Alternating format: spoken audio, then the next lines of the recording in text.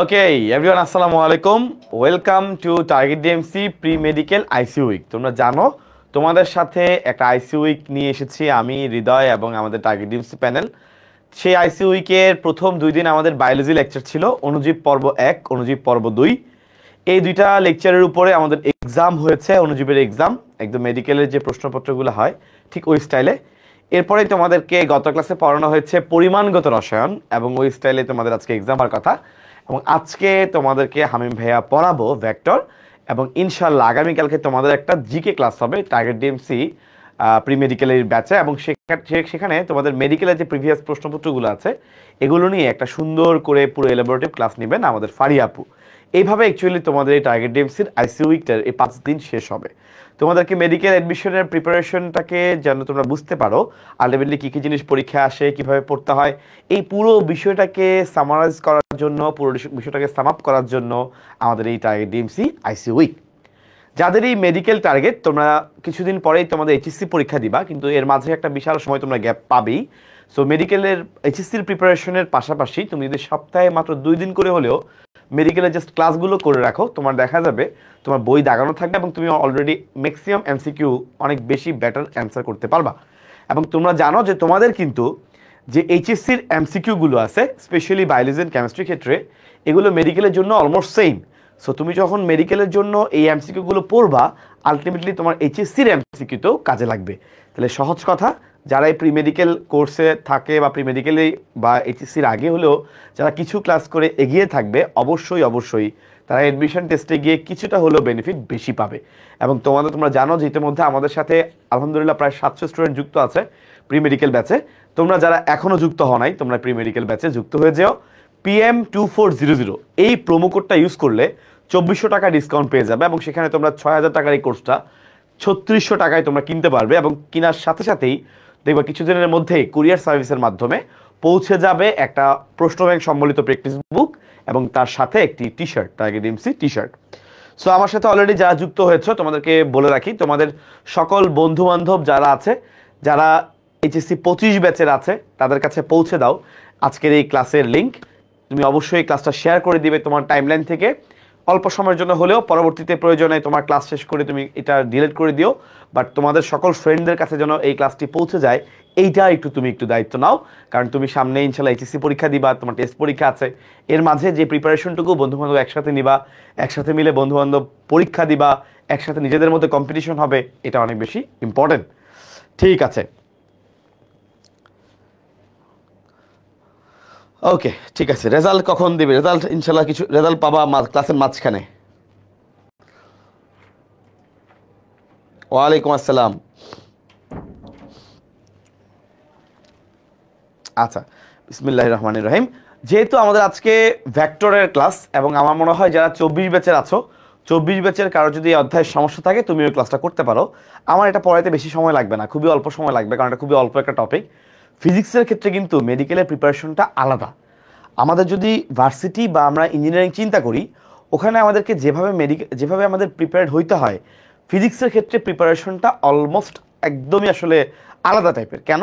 কারণ ফিজিক্সে মেডিকেল ভর্তি পরীক্ষায় ফিজিক্সে কিন্তু কখনোই ওই যে ভার্সিটি বা ইঞ্জিনিয়ারিংয়ের মতো ওইরকম কঠিন ম্যাথ আসে না। ফিজিক্সের পড়া মেডিকেলের জন্য সিলেক্টিভ, বৈশিষ্ট্য, একক, মাত্রা, একদম 1 লাইনের কোনো একটা ম্যাথ, 2 লাইনের কোনো একটা ম্যাথ, এরকম জিনিসপত্র আসে। তো এই জন্য মেডিকেল ফিজিক্স সম্পর্কে যখন তোমার আইডিয়া হবে, দেখবা মেডিকেলের যে 100 নাম্বার, তার মধ্যে সবচেয়ে সহজ 20-এ 20 উঠানো যায় একটা সাবজেক্ট যদি আমি বলি, সেটা হচ্ছে ফিজিক্স। কারণ ফিজিক্সের মেডিকেলের প্রশ্ন খুবই সহজ হয়। সো যারা মোটামুটি একটু ভালো করে পড়াশোনা করতে পারবা, তারা দেখবা ফিজিক্সের 20-এ 20 তুমি ইনশাল্লাহ পেয়ে গেছো। এবং তোমাদেরকে তো আমরা অবশ্যই গাইড করবো, আমাদের টিপস অ্যান্ড ট্রিক্স অলওয়েজ এটা অন থাকবে, সর্বোচ্চ সার্ভিস তোমরা পাবা, এটা নিয়ে কোনো টেনশন নাই। ঠিক আছে, ওকে, আমি ক্লাসটা শেয়ার করে দিচ্ছি। আমাদের টার্গেট ডিএমসি একাডেমি, তোমরা জানো যে আমাদের টার্গেট ডিএমসির একটা ডেডিকেটেড গ্রুপ আছে, টার্গেট ডিএমসি একাডেমি, সবাই ওই গ্রুপে যুক্ত থাকবা। আর যেটা এই গ্রুপে একটু শেয়ার করে নিই ক্লাসটা আগে, ওয়েট।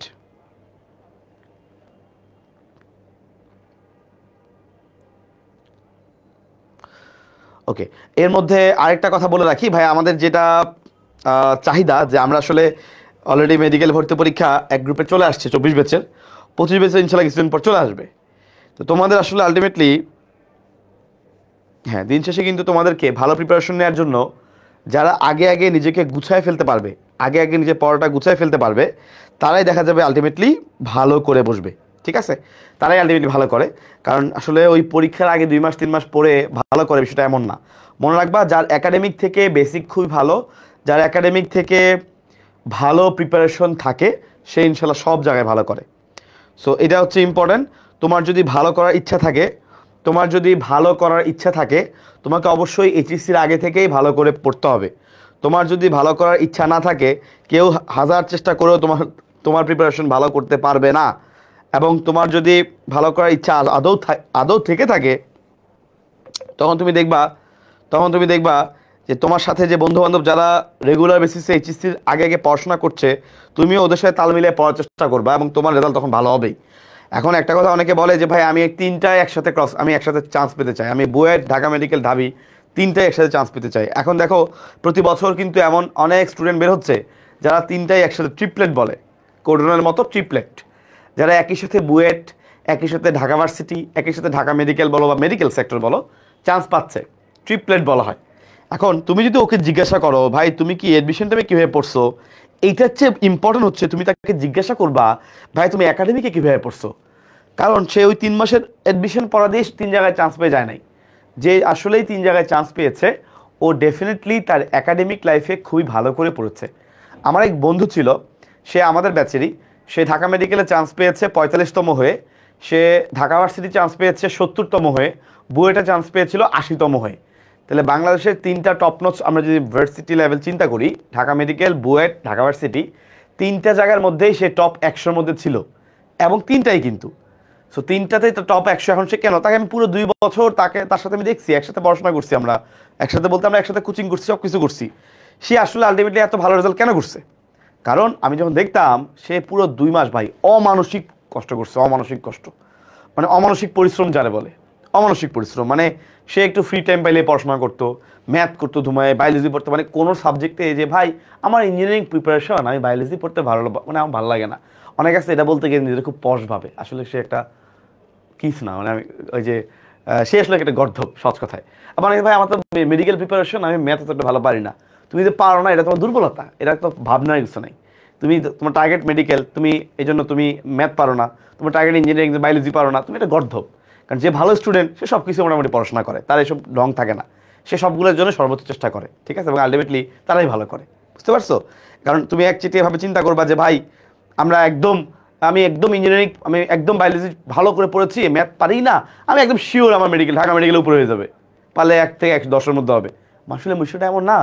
তোমার তো মাঝখানে একটা বাধা আছে, মাঝখানে এইচএসসি ক্রস করতে হবে। তো এইচএসসি ক্রস তুমি কেমনে করবা যদি তুমি ঠিক মতো তোমার যদি বেসিক ঠিক না থাকে? ওকে ওকে, আমি আলহামদুলিল্লাহ ভালো আছি, তোমরা আশা করি ভালো আছো।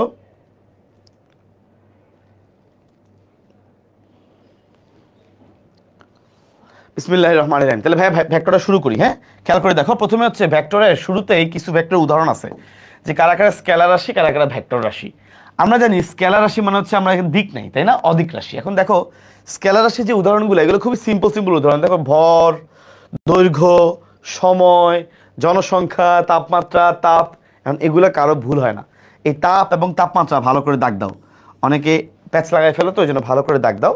কারণ আমরা তাপ বলার জন্য কখনো বলি না যে ডান দিক থেকে তাপ আসতেছে, যে ভাই বাম দিক থেকে গরম লাগে, এরকম বলি না। তাহলে আমরা এগুলোর জন্য দিক ব্যবহার করি না। দ্রুতি, কাজ, এই যে কাজ ভালো করে দাগ দাও। কাজও কিন্তু একটা স্কেলার রাশি, ডট গুণফল আমরা পড়বো। যে কোনো ডট গুণফল স্কেলার রাশি, সেই হিসেবে কাজও একটা স্কেলার রাশি। দ্রুতি স্কেলার রাশি, আর ব্যাগ হলো ভেক্টর রাশি, এটা আমরা জানি। এখন আসছি, এইটাকে ইয়েলো কালার করে দেওয়া আছে কারণ এটা মেডিকেল আসছিল। বৈদ্যুতিক বিভব, ভাইয়া মনে রাখবা যে কোনো বিভব স্কেলার রাশি, সহজ কথা বলে দিলাম। যে কোনো বিভব স্কেলার রাশি, এর পাশে তুমি পাশাপাশি প্লাস দিয়ে লিখে রাখো পৃষ্ঠ টান।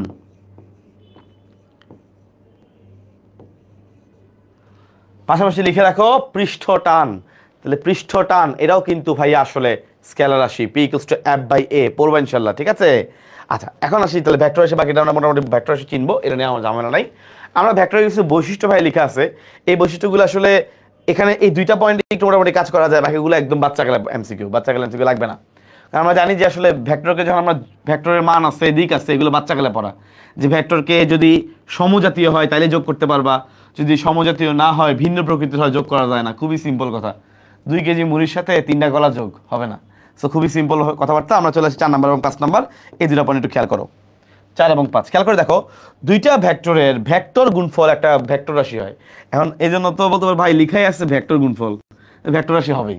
এই জন্য ভেক্টর গুণফল না লিখে উপরে লিখে রাখো ক্রস গুণফল। এই যে ক্রস গুণফল হচ্ছে একটা ভেক্টর রাশি। এটা কিভাবে লেখা হয়, এই ধরো এ ক্রস বি, এই যে ক্রস গুণফল হচ্ছে একটা ভেক্টর রাশি। এবার লেখা আছে 2টা ভেক্টরের স্কেলার গুণফল স্কেলার রাশি। এভাবে না লিখে স্কেলারটা বাদ দিয়ে লিখে রাখো ডট গুণফল, এ ডট বি। এই যে ডট গুণফল হচ্ছে একটা স্কেলার রাশি। সহজ কথায় ক্রস গুণফল হচ্ছে ভেক্টর রাশি আর ডট গুণফল হচ্ছে স্কেলার রাশি। এখন আসি কাজ কেন স্কেলার রাশি, কারণ কাজ হলো W, W equals to F dot S. এই যে যেহেতু ডট গুণফল এই জন্য সেটা একটা স্কেলার রাশি। তাহলে আমরা হিসাব করা কিন্তু খুবই সহজ। এটা অবশ্যই আমাদের আমির স্যারের বই, হ্যাঁ তোমরা জানো ইসাক স্যারের বই, এটা ইসাক স্যারের বই। খেয়াল করে চলে আসি আমরা ভাইয়া, এখানে আমাদের ভেক্টর রাশিকে কিভাবে প্রকাশ করতে হয়, একদম বাচ্চাকালে পড়া, ফিজিক্স যে পড়াশোনা শুরু করছে সে ভেক্টর রাশি প্রকাশ পারে। এবং আমরা ভেক্টর রাশি মান কিভাবে বের করি, এই যে ধরো এটা একটা ভেক্টর রাশি, এই 2 পাশে এইভাবে দিয়ে আমরা বুঝাই ভেক্টরের মান, তাই না? অনেক সময় শুধুমাত্র ধরো শুধুমাত্র অক্ষর দিয়েও কিন্তু ভেক্টরের মান বোঝানো হয়। তাহলে এই পয়েন্ট একটু দাগাইতে পারো। সাধারণভাবে শুধু অক্ষর দ্বারা রাশিটার মান বুঝাই, শুধুমাত্র অক্ষর দ্বারা আমরা রাশিটা কি বুঝাই, শুধুমাত্র অক্ষর দ্বারা আমরা রাশিটার মান বুঝাই। ভেরি গুড, গেল।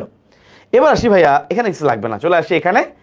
আমরা বলের সংজ্ঞা লিখছে। বল মানে হচ্ছে দেখো যে বাহ্যিক কারণ বস্তুর গতি বা স্থিতি অবস্থা, সহজ কথা বস্তুর যে কোনো অবস্থা।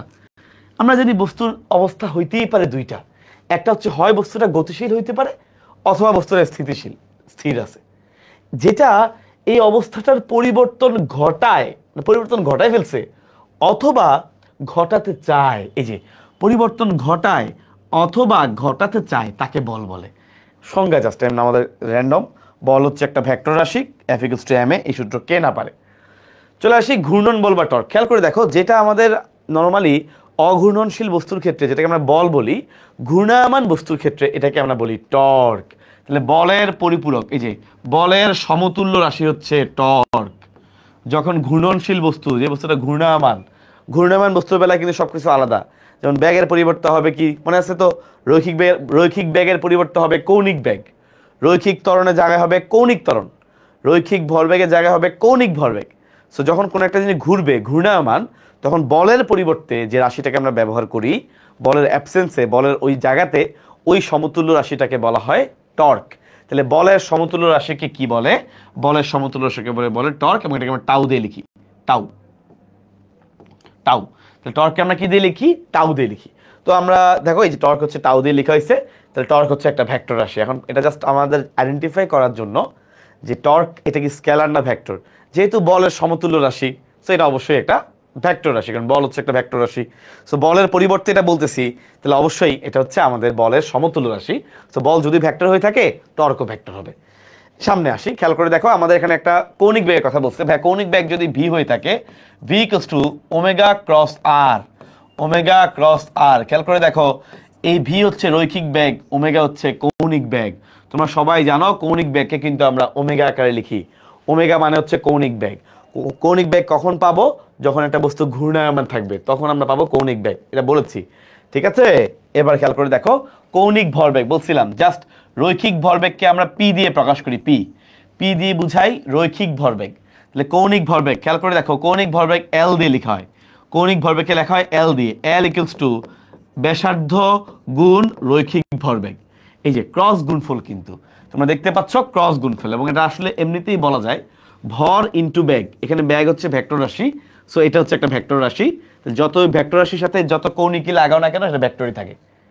সো কৌণিক ক্ষেত্র সেটা ভেক্টরই থাকে, যেটা ভেক্টর এটা কৌণিক ক্ষেত্র ভেক্টর, রৈখিক ক্ষেত্র ভেক্টর। সো যে ভেক্টর সে সবসময় ভেক্টর, যে স্কেলার সে তো ভিন্ন কথা, যে ভেক্টর সে সবসময় ভেক্টর। রৈখিক ক্ষেত্রে বা নর্মালিও সে যেরকম ভেক্টর, কৌণিক ক্ষেত্র সে ভেক্টর হিসেবে কাজ করে। তাহলে L equals to R P sine theta. আমরা সবাই জানি ক্রস গুণফল, এই যে ক্রস চিহ্ন উঠালে পাওয়া যায় সাইন থিটা, তাহলে আর পি সাইন থিটা। সাথে অবশ্যই এন ক্যাপ আছে, বাট তোমাদের লাগবে না, তোমাদের যেহেতু আসলে ওটা বলা নাই, এখানে প্রয়োজন নাই। চলে আসি তল। একটা তল বা পৃষ্ঠ তোমাকে বলা হলো যে একটা বইয়ের তল, সাপোজ আমার এখানে একটা ডায়েরি আছে, এই ডায়েরির তল কি হবে ভাই? তল হচ্ছে স্কেলার রাশি, তলের কোনো আসলে নর্মালি দিক নাই, তলের কোনো নর্মাল দিক নাই। তল হচ্ছে নর্মালি তল বা যে কোনো একটা পৃষ্ঠ, ধরো আমার উপরে এই পৃষ্ঠ, যে কোনো তল বা যে কোনো পৃষ্ঠ হচ্ছে স্কেলার রাশি, নো ডাউট। তাহলে যে কোনো তল বা যে কোনো পৃষ্ঠ হচ্ছে স্কেলার রাশি, কিন্তু ওই তলের বা পৃষ্ঠের উপরে যদি আমি একটা লম্ব কল্পনা করি, ওইটা তো অভিলম্ব, তলের অভিলম্ব। এটা কিন্তু তল না, তলের অভিলম্ব। তলের সাথে সমকোণে আমরা যদি কোনো একটা দিক কল্পনা করি, এটা তলের অভিলম্ব। অভিলম্ব মানে তলের উপরে লম্ব। কিন্তু যদি বলা হয় ইন্ডিভিজুয়ালি তল কি জিনিস, যে কোনো তল বা যে কোনো পৃষ্ঠ হচ্ছে একটা স্কেলার রাশি। ওকে, যে কোনো তল বা যে কোনো পৃষ্ঠ হচ্ছে একটা স্কেলার রাশি। ওকে বস, আসসালামু আলাইকুম। ওয়ালাইকুম আসসালাম। বন্ধুগণ কেমন আছেন? ওকে, তাহলে যে কোনো তল বা পৃষ্ঠ হচ্ছে একটা স্কেলার রাশি। যারা আমার ক্লাসে নতুন তাদেরকে বলে রাখি, আমার নাম হচ্ছে ডক্টর আবরার হামিম। অনেকেই হচ্ছে আমার বায়োলজি ক্লাস করো, ইউটিউব চ্যানেলের মধ্যে আমার অনেক ওয়ানশট ক্লাস দেওয়া আছে আলহামদুলিল্লাহ, বিভিন্ন অধ্যায়ের বিস্তারিত ক্লাসও দেওয়া আছে। সো যারা যারা আমাকে চিরনা জন্য একটু বলে রাখলাম, আমি ঢাকা মেডিকেল কলেজ থেকে MBBS কমপ্লিট করেছি আলহামদুলিল্লাহ। So right now I am teaching you. চলে আসি ভাইয়া আমরা একক ভেক্টরের কথা, ভেরি ইম্পর্টেন্ট। একক ভেক্টর, একক ভেক্টর মানে এক, বোঝা যাচ্ছে। সো যদি কোনো ভেক্টর রাশির মান এক একক হয়, কোনো ভেক্টর রাশির মানই হচ্ছে এক, তাকে আমরা বলি একক ভেক্টর। খুবই সিম্পল। তাহলে আমরা কোনো একটা একক ভেক্টর কীভাবে চিনবো? কোনো ভেক্টর রাশির মান হচ্ছে একক, এক একক। এখন আসি একক ভেক্টরকে প্রকাশ করা হয় কি দিয়ে? নর্মালি সকল ভেক্টরকে আমরা ভেক্টরের উপরে একটা দাগ দিয়ে, ভেক্টরের উপরে এভাবে একটা দাগ দিয়ে আমরা বুঝাই। কিন্তু একক ভেক্টরকে বোঝানোর জন্য আমরা টুপি চিহ্ন ব্যবহার করি। টুপি চিহ্ন কিরকম? এই যে দেখো, এ ভেক্টরের একক ভেক্টর হচ্ছে এইটা, তাহলে এই চিহ্ন দিয়ে আমরা বুঝি একক ভেক্টর। তাহলে একক ভেক্টরকে বোঝার জন্য কিন্তু আমরা এইটা ইউজ করি। পরীক্ষা আসতে পারে নিচের কোনটা একক ভেক্টরকে নির্দেশ করে? উত্তর হচ্ছে এরকম, এ ক্যাপ। এ ক্যাপ একটা একক ভেক্টরকে নির্দেশ করে। চলে আসি ভাইয়া সামনের পরেরটায়, নাল বা শূন্য ভেক্টর। নামই হচ্ছে শূন্য, তাহলে শূন্য মানে তো মান শূন্য, তাহলে যে ভেক্টর সে মান শূন্য। তাহলে বলতে পারবেন ভাই মান যদি শূন্য হয়, এর যদি কোনো মান নাই থাকে, তাহলে আপনি কি বলতে পারবেন এটার কোনো দিক আছে? না ভাই, এটা হলো কথা। তাহলে যে ভেক্টর রাশির মান শূন্য এবং কোনো নির্দিষ্ট দিক থাকে না, তাকে বলা হয় শূন্য ভেক্টর বা নাল ভেক্টর। তাহলে পরীক্ষায় যদি আসে নাল ভেক্টরের দিক আছে কি নাই, তোমার মাথায় আসবে ভাই ভেক্টর, ভেক্টর রাশির তো দিক থাকার কথা, কিন্তু এটা কিন্তু শূন্য ভেক্টর, জিরো। যেহেতু শূন্য, তাহলে কিছু নাই কিন্তু, তাই না? অস্তিত্বহীন বলতে পারি। আর্যভট্ট শূন্য আবিষ্কার করছিল, তাহলে সেই শূন্য এটা হচ্ছে, যেহেতু ভেক্টরের কোনো মান নাই, মানে শূন্য, আসলে হাওয়া বলতে গেলে। সো নির্দিষ্ট কোনো আসলে দিক নেই, এবং এই জন্য আমরা কিন্তু খেয়াল রাখবো যদি পরীক্ষায় আসে নাল ভেক্টরের দিক কোথায়, বা নাল ভেক্টরের দিক আছে কি নাই খেয়াল করে দেখো। নাল ভেক্টর বা শূন্য ভেক্টর, যেহেতু এটার মান শূন্য, এই জন্য কোনো নির্দিষ্ট দিক থাকে না, এজন্য কোনো নির্দিষ্ট দিক থাকে না। ভাইয়া আপনি পদার্থ পড়াচ্ছেন কেন? এটা আমার মেডিকেল অ্যাডমিশন ক্লাস, পদার্থ মেডিকেল অ্যাডমিশন ক্লাস, ঠিক আছে? তোমরা যারা যারা মেডিকেল টার্গেট তাদের জন্য এই ক্লাস। চলে আসবে পরেরটা, আমরা একটা ভেক্টরের সাথে তার বিপরীত ভেক্টর যোগ করলে, ভেরি ইম্পর্টেন্ট। তাহলে ধরো একটা ভেক্টর আছে এ, এর সাথে তুমি যদি যোগ করবা তার বিপরীত ভেক্টর, এই যে তার বিপরীত ভেক্টরকে তুমি যোগ করবা। বিপরীত ভেক্টর বলতে মাইনাস দিয়ে বোঝানো হয় বিপরীত ভেক্টর। বিপরীত কিন্তু উল্টা করলে, প্লাসের জায়গায় মাইনাস, মাইনাসের জায়গায় প্লাস, এটাকে বলা হয় বিপরীত ভেক্টর যোগ করা। অথবা দুইটা সমান ভেক্টর বিয়োগ করা, এই যে সমান ভেক্টরকে বিয়োগ করে দিলাম, এটাকে বলা হয় আমরা পেয়ে যাব নাল ভেক্টর। সো দুইটা কিন্তু ঘুরে ফিরে একই কথা, জাস্ট একটু ভাষাগত পরিবর্তন। তাহলে দুইটা বিপরীত ভেক্টরকে যোগ করা অথবা একই ধরনের দুইটা ভেক্টরকে বিয়োগ করলে আমরা পেয়ে যাব জিরো। জিরো মানে হচ্ছে শূন্য ভেক্টর বা নাল ভেক্টর। আচ্ছা, এখন আসি ভাইয়া, খেয়াল করে দেখো, শুধু জিরো লিখলে কিন্তু হবে না। যেহেতু এই নামের মধ্যে ভেক্টর আছে, এই জন্য এর উপরে কিন্তু একটা ভেক্টর চিহ্ন দিতে হবে। এই যে যেহেতু নামের মধ্যে ভেক্টর আছে, এই জন্য কিন্তু অবশ্যই একটা ভেক্টর চিহ্ন দিতে হবে। এইটা খেয়াল করো, পরীক্ষা হলে নাহলে আবেগের বসে পরীক্ষা আসতে পারে। নিচের কোনটি সঠিক? এ vector minus A vector equals two what?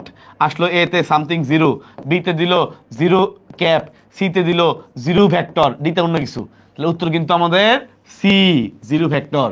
এবং এটা এই জায়গা থেকে 2-3বার মেডিকেলের প্রশ্ন আসছে, 17-18 সেশনে ডেন্টালেও আসছে, মেডিকেলেও আসছে। বুঝতে পারছেন? তাহলে ভাইজান কেমনে বুঝছি? এই যে ভেক্টরটা কিন্তু খেয়াল রাখো, শূন্য ভেক্টর বলে একদম ফাতরার মতো শূন্য বসায় দেওয়া যাবে না। আর্যভট্ট শূন্য আবিষ্কার করছে ঠিক আছে, কিন্তু যেহেতু ওর নামের মধ্যে ভেক্টর আছে, এই জন্য ওকে সামান্য পরিমাণ ইজ্জত দিতে হবে, উপরে একটা ভেক্টর চিহ্ন দিতে হবে। চলে আসি ভাইয়া সামনের দিকে। ভাইয়া খেয়াল করে দেখো, দুইটা সমান ভেক্টরের বিয়োগফল বুঝাইতে আমরা শূন্য ভেক্টর ব্যবহার করি। নেক্সট হচ্ছে সমান্তরাল ভেক্টর এর গুণফল প্রকাশ করার জন্য শূন্য ভেক্টর, এটা আমি একটু পরে আসতেছি।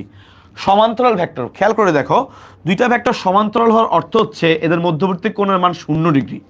সাপোজ এখানে একটা ভেক্টর আছে, এখানে আরেকটা ভেক্টর আছে, এই দুইটা ভেক্টর সমান্তরাল, অর্থাৎ এদের মধ্যে কোনো সাধারণ বিন্দু নাই, একদম সমান্তরালে চলতে থাকবে, কখনোই ওরা মিলবে না। তার মানে ওদের মধ্যবর্তী কোণের মান 0 ডিগ্রি, কোনো কোণ তৈরি করে না আসলে। সো এই জন্য তোমরা সবাই জানো, দুইটা সমান্তরাল ভেক্টর যদি এভাবে যায়, মধ্যবর্তী কোণ 0 হয়, তাহলে ওদের ভেক্টর গুণফল বা ক্রস গুণফল কত হবে? ক্রস গুণফল হচ্ছে দেখো এ ক্রস বি। তোমরা সবাই জানো এ ক্রস বি মানে হচ্ছে A B sine theta. A B sign থিটার সাথে ভেক্টর চিহ্ন আছে এটাকে, এ বি সাইন থিটা। খেয়াল করে দেখো এই A B sine theta, sign 0 মান কত? সমান্তরাল ভেক্টর মানে হচ্ছে থিটার মান 0, তাহলে সাইন 0। ভাইয়া সাইন 0 মান হচ্ছে 0, এই জন্য এইটা বলছে। তো এগুলো মুখস্থ করার বিষয় না। পরীক্ষায় যদি সমান্তরাল ভেক্টর বলে, তুমি চিন্তা করবা থিটা ইকুয়ালস টু যেহেতু 0, তখন তুমি এই ক্যালকুলেশনটা করে বের করবা সেটা আসলে 0 নাকি অন্য কিছু। কারণ অনেক সময় অনেক প্রেসারে মনে থাকে না, বাট যারা খুবই ফাস্ট ব্রেইন তারা খুব ইজিলি মনে রাখতে পারবা। এবার আসি ভাই, খেয়াল করে দেখো, সমবেগে কোনো একটা গতিশীল বস্তু সমবেগে চলছে, তার মানে ব্যাগের কোনো পরিবর্তন নাই।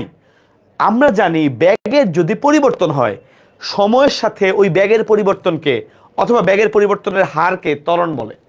কিন্তু এখানে আমরা দেখতে পাচ্ছি সমবেগে চলে, তাহলে ব্যাগের কোনো পরিবর্তন নাই। যদি ব্যাগের কোনো পরিবর্তন না থাকে তাহলে ত্বরণ নাই, তাই না? কারণ ব্যাগের যদি পরিবর্তনই না থাকে, ত্বরণ আসবে কোত্থেকে? ত্বরণ মানেই তো ব্যাগের পরিবর্তন ডিভাইড বাই সময়। সো আমার তো ব্যাগের কোনো পরিবর্তন নাই, 0, সমবেগ, একই ধরনের ব্যাগে চলতেছে, তার মানে ত্বরণ কত হবে? ত্বরণ হবে 0।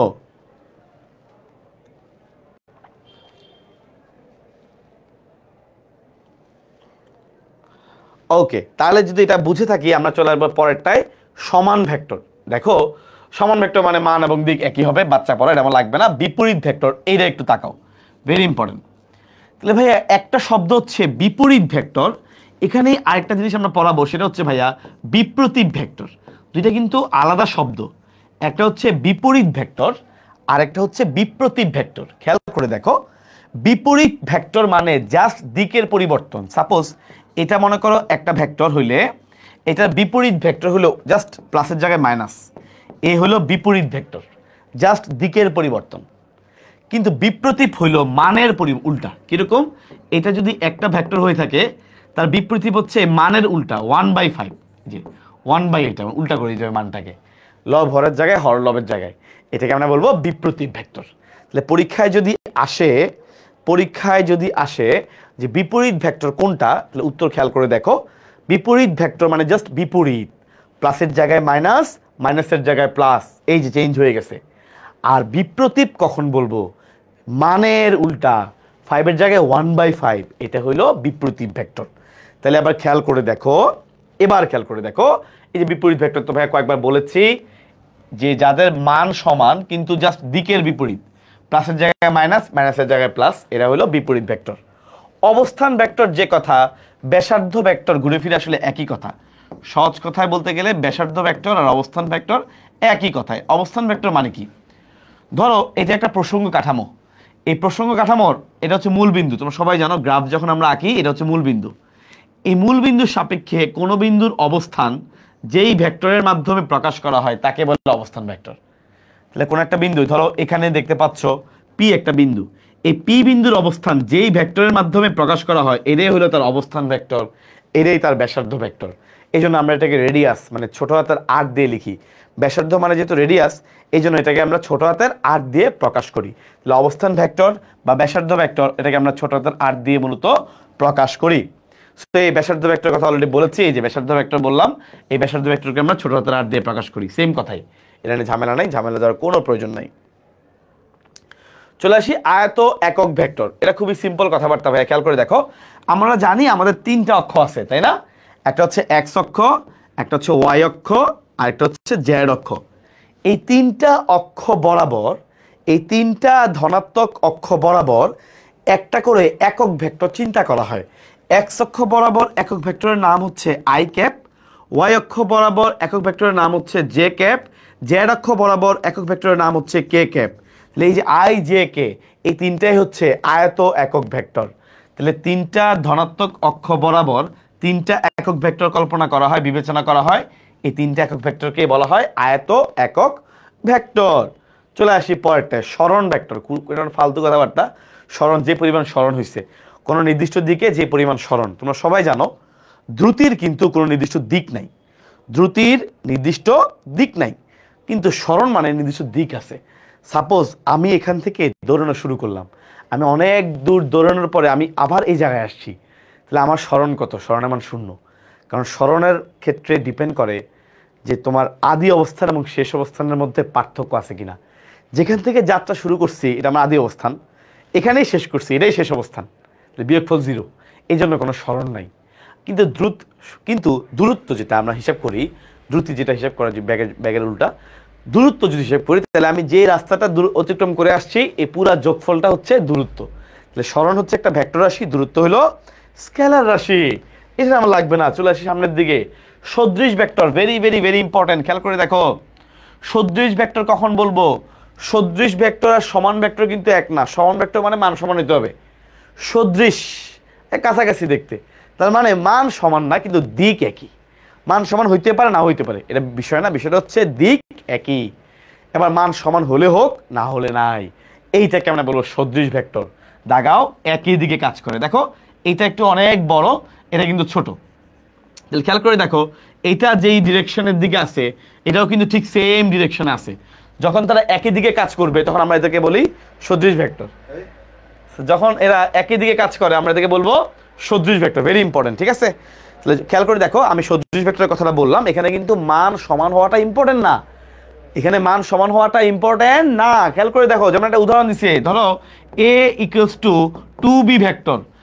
এখানে দেখো a এর মান হচ্ছে b এর দ্বিগুণের সমান, তাহলে মান ইম্পর্টেন্ট না, ইম্পর্টেন্ট হচ্ছে দুইজন একই দিকে কাজ করতেছে, দুইজন একই দিকে আছে, এটাই হচ্ছে আমাদের সদৃশ ভেক্টর। অর্থাৎ দিক একই হইতে হবে, মান যা ইচ্ছা তা হোক, দিক একই হইতে হবে। তাহলে সদৃশ ভেক্টরটা তোমাদের জন্য ভুল না হয় ভাইয়া, সদৃশ ভেক্টরের ক্ষেত্রে অবশ্যই অবশ্যই কি এক হইতে হবে? সদৃশ ভেক্টর অবশ্যই দিক একই হইতে হবে, মান যা ইচ্ছা তা হোক। বিপ্রতীপ পড়াইছি, বলো তো ভাইয়া 3j ভেক্টর, এই ভেক্টরের বিপ্রতীপ ভেক্টর কোনটা? কে বলতে পারবা? 3j ভেক্টর, এই ভেক্টরটার বিপ্রতীপ, নট বিপরীত। প্যাচ কিন্তু এই জায়গায় লাগে, প্যাচ ভেঙে দেওয়ার চেষ্টা করতেছি। বিপরীত হলো প্লাসের জায়গায় মাইনাস, মাইনাসের জায়গায় প্লাস। বিপ্রতীপ হচ্ছে সংখ্যাটার উল্টা মান। তাহলে 3j ভেক্টর, এইটার বিপ্রতীপ হলো এই সংখ্যাটার উল্টা, মানে 1/3j। এইটাই হচ্ছে খেয়াল করতে হবে। তাহলে বিপ্রতীপ বললে ভাইয়া সংখ্যাটার উল্টা হবে। ওকে, এবার আসি ভাইয়া সমরেখ ভেক্টর। খুবই সিম্পল কথা, সমরেখ। এখন অনেকে ভাবে কি সমরেখ তার মানে মনে হয় একই রেখায় আছে, আসলে কিন্তু এমন না।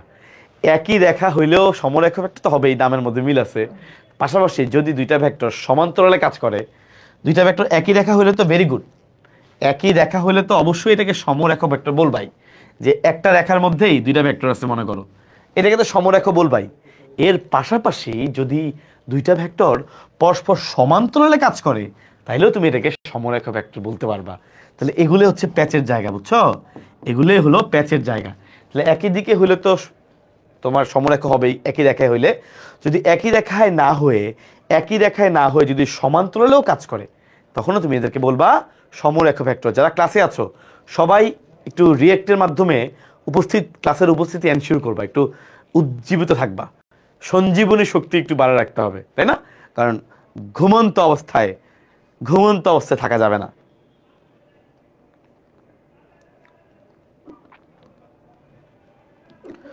মেডিকেল অ্যাডমিশনের জিপিএ কমিয়ে 8 করা উচিত, প্রতিযোগিতা আরো তীব্র হতো, দেশের লাভ হতো, ক্ষতি হতো না। কে বলছে দেশের লাভ হইতো? দেশের ক্ষতি হইতো।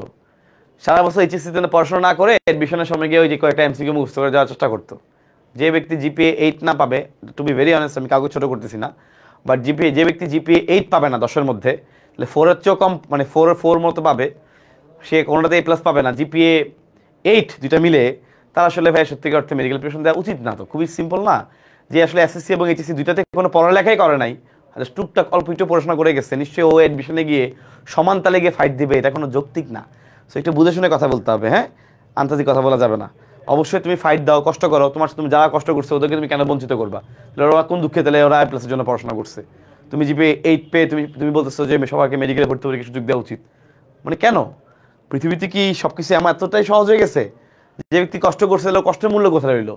ও যে কষ্ট করে A প্লাস পাচ্ছে, সারা বছর পড়াশোনা করতেছে, আর তুমি সারা বছর টুইটুই করে ঘুরে বেড়াও, সারা বছর মেয়ে নিয়ে সারা রাস্তার ঘুরাঘুরি করো, তুমি বয়ফ্রেন্ড গার্লফ্রেন্ড নিয়ে দৌড়াদৌড়ি করো, এই করো সেই করো, তুমি গিয়ে সিনেমা দেখো, তুমি এখন আসে পরীক্ষার আগের দিন তুমি কোনো মতে একটু পরে গিয়ে কোনো মতে তুমি একটু নাম্বার পয়েন্ট উঠে নিয়ে আসো, এসে তুমি বলবা যে সবার জন্য পরীক্ষা সমান করে দেওয়ার জন্য। এটা একটা অযৌক্তিক। হ্যাঁ, যারা পড়াশোনা করে এটা ওদের প্রতি তখন নাইনসাফি হবে, এটা বোঝার চেষ্টা করতে হবে। হ্যাঁ, কোনো প্রকারের অবিচার করা যাবে না। তুই পড়াশোনা করো না এই জন্য বাকিরাও যারা পড়াশোনা করে ওরাও গোল্লায় যাক, এটা কোনো কথা না। ওকে ফাইন,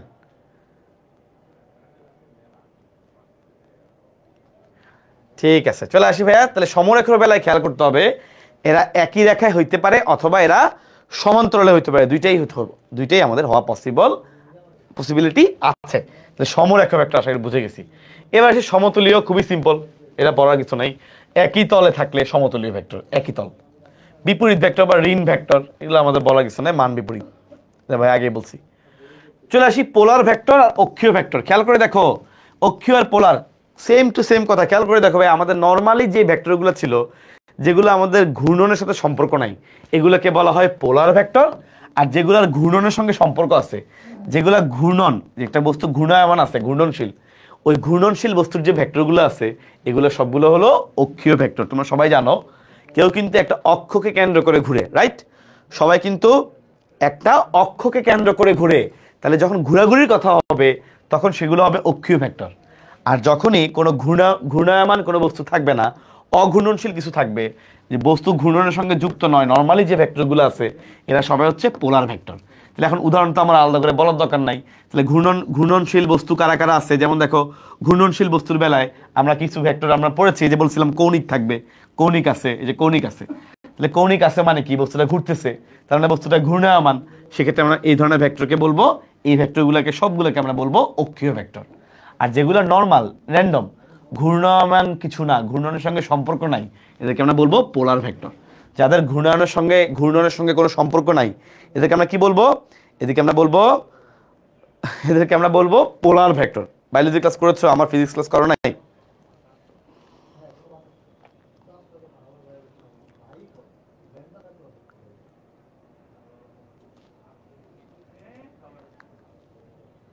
আচ্ছা, অনেকে আমার বায়োলজি ক্লাস করেছো, কিন্তু অনেকে আমার ফিজিক্স ক্লাস করো নাই।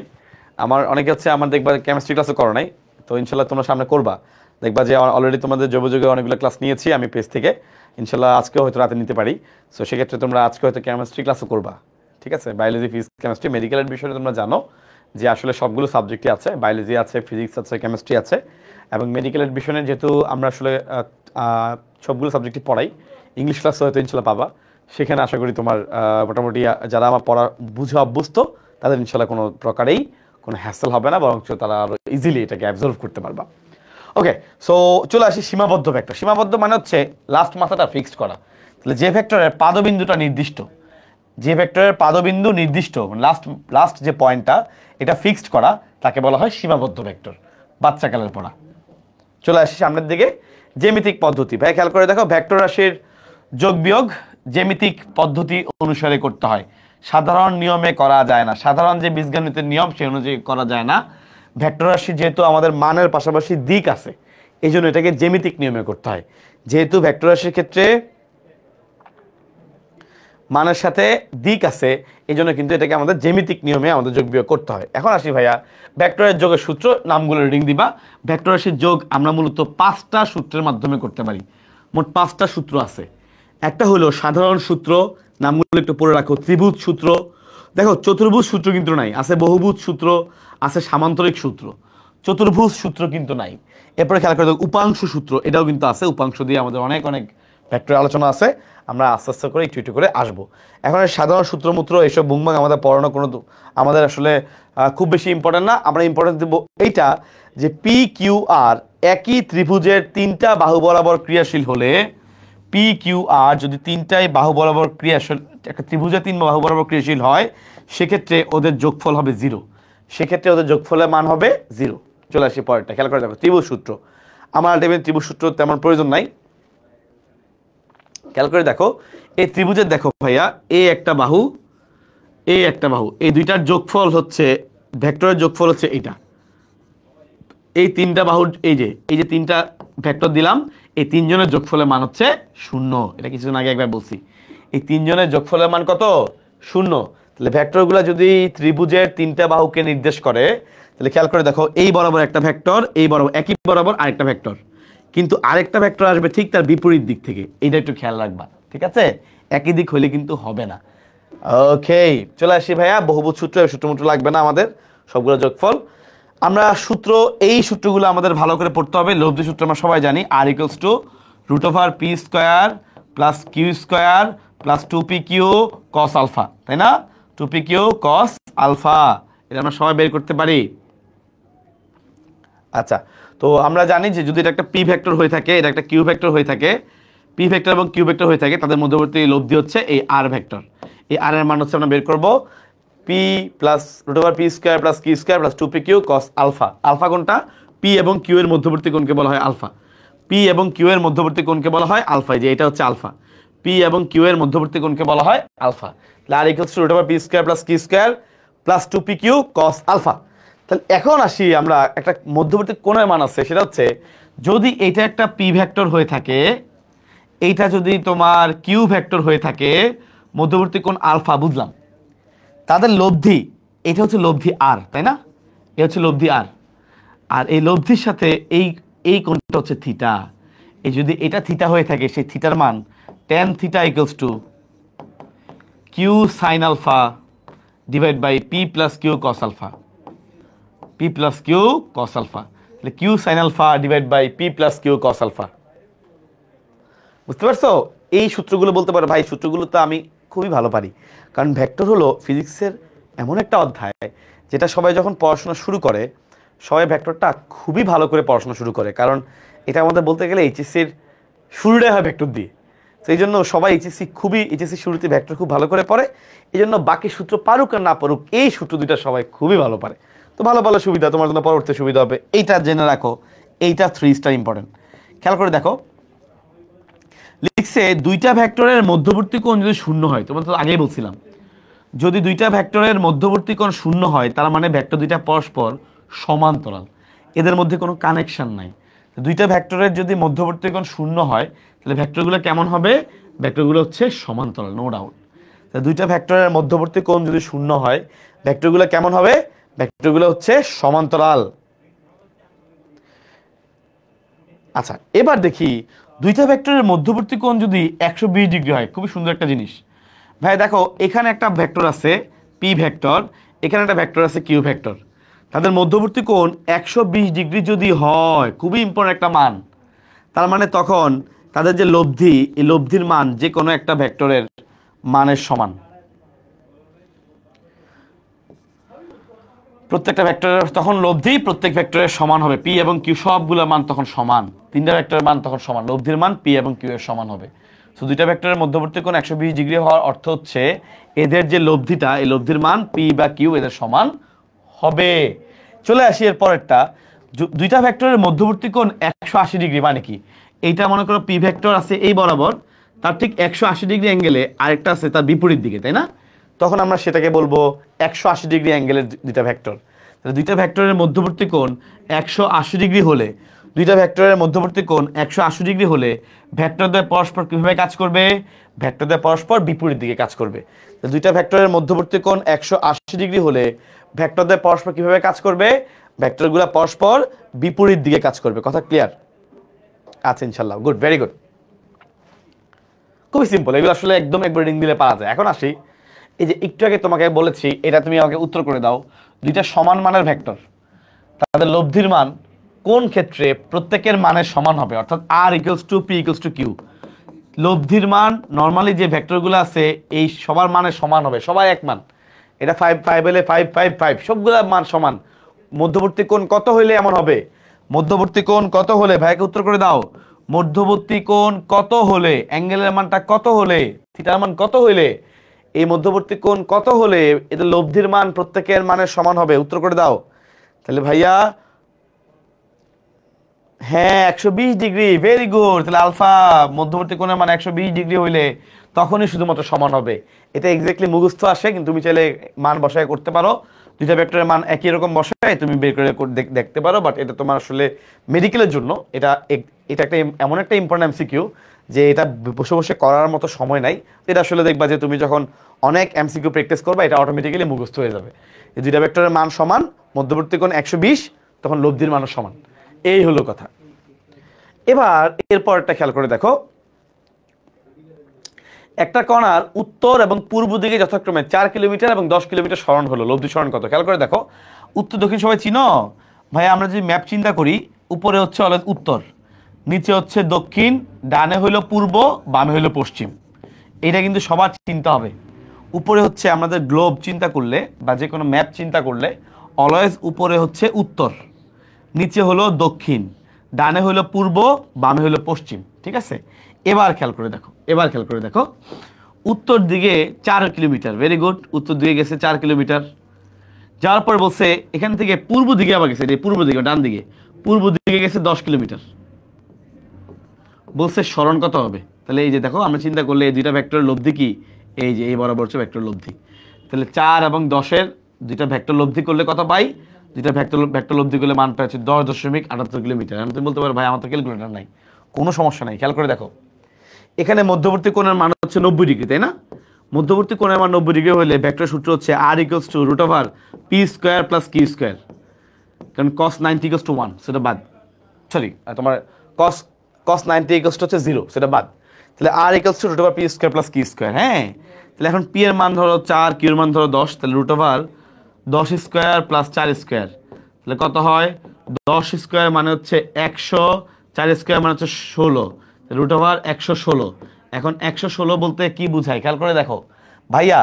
10² মানে হচ্ছে 10কে স্কোয়ার করলে পাবা 100, আর 10-এর পরে যে সংখ্যাটা 11, এই 11কে স্কোয়ার করলে তুমি পাবা 121। কিন্তু আমাদের এই সংখ্যাটা হচ্ছে 116, তার মানে এই দুইজনের মাঝখানে। তাহলে 10 এবং 11-এর মাঝখানে কোনো একটা সংখ্যা। তাহলে অপশনের মধ্যে দেখবা 10 এবং 11-এর মাঝখানে একটা সংখ্যাই থাকবে। উত্তর দেখতে পাচ্ছ 10.78 কিলোমিটার। ঠিক এইভাবে আমরা করি, বুঝছো? ঠিক এইভাবে আমরা এটা সলভ করে থাকি। ওকে, ইনশাল্লাহ। এবার আসি পরেরটা, খেয়াল করে দেখো। কয়েকটা বিশেষ ক্ষেত্র বলেছে, এটা আসলে আমাদের বলার দরকার নাই। দুইটা ভেক্টর এই মধ্যবর্তী কোণ যদি 0 ডিগ্রি হয়, ভেক্টরগুলো পরস্পর সমান্তরাল, আমার মনে হয় না যে এটা আসলে আর কাউকে বলতে হবে, এটা কাউকে আর বলার প্রয়োজন আছে। আই থিঙ্ক শেষ। আচ্ছা, এটাও তোমাদেরকে বলেছিলাম, যদি কারো দুইটা ভেক্টরের পরস্পর সমকোণে থাকে, যে 90 ডিগ্রি অ্যাঙ্গেলে থাকে দুইটা ভেক্টর, যদি পরস্পর 90 ডিগ্রি অ্যাঙ্গেলে থাকে, তাদের লব্ধির মান হবে রাশিদ্বয়ের বর্গের যোগফলের বর্গমূলের সমান। খেয়াল করে দেখো কিভাবে এটা হয়েছে ভাই। খেয়াল করে দেখো, এইখানে দুইটা রাশি যেহেতু লম্বভাবে আছে, তাহলে মধ্যবর্তী কোণের মান 90 ডিগ্রি।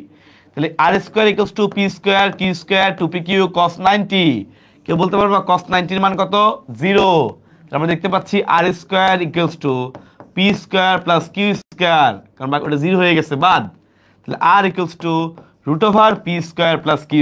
এটাই বলছে যদি মধ্যবর্তী কোণের মান 90 ডিগ্রি হয়, সেক্ষেত্রে ভেক্টরের লব্ধির মান হচ্ছে রাশিদ্বয়ের বর্গের যোগফলের বর্গমূলের মানের সমান।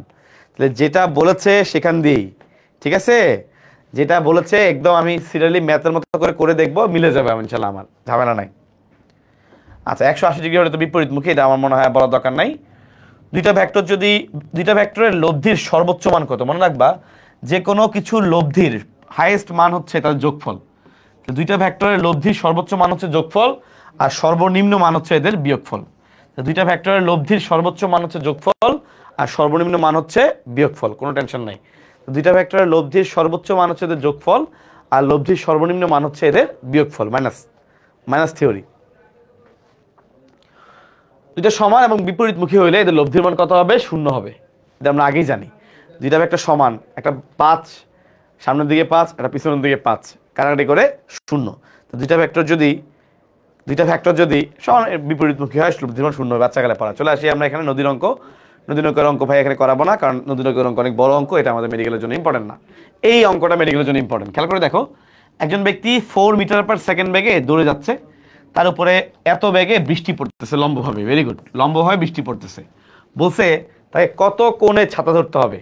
এখানে একটা টেকনিক খেয়াল করে দেখো, কত কোণ ধরে নিচ্ছি, কোণের মান theta, tan theta equals to, মনে রাখবা অলওয়েজ টেকনিকটা হচ্ছে এরকম, ট্যান থিটা ইকুয়ালস টু মানুষের ব্যাগ ডিভাইড বাই বৃষ্টির bag, tan theta equals to মানুষের ব্যাগ ডিভাইড বাই বৃষ্টির ব্যাগ।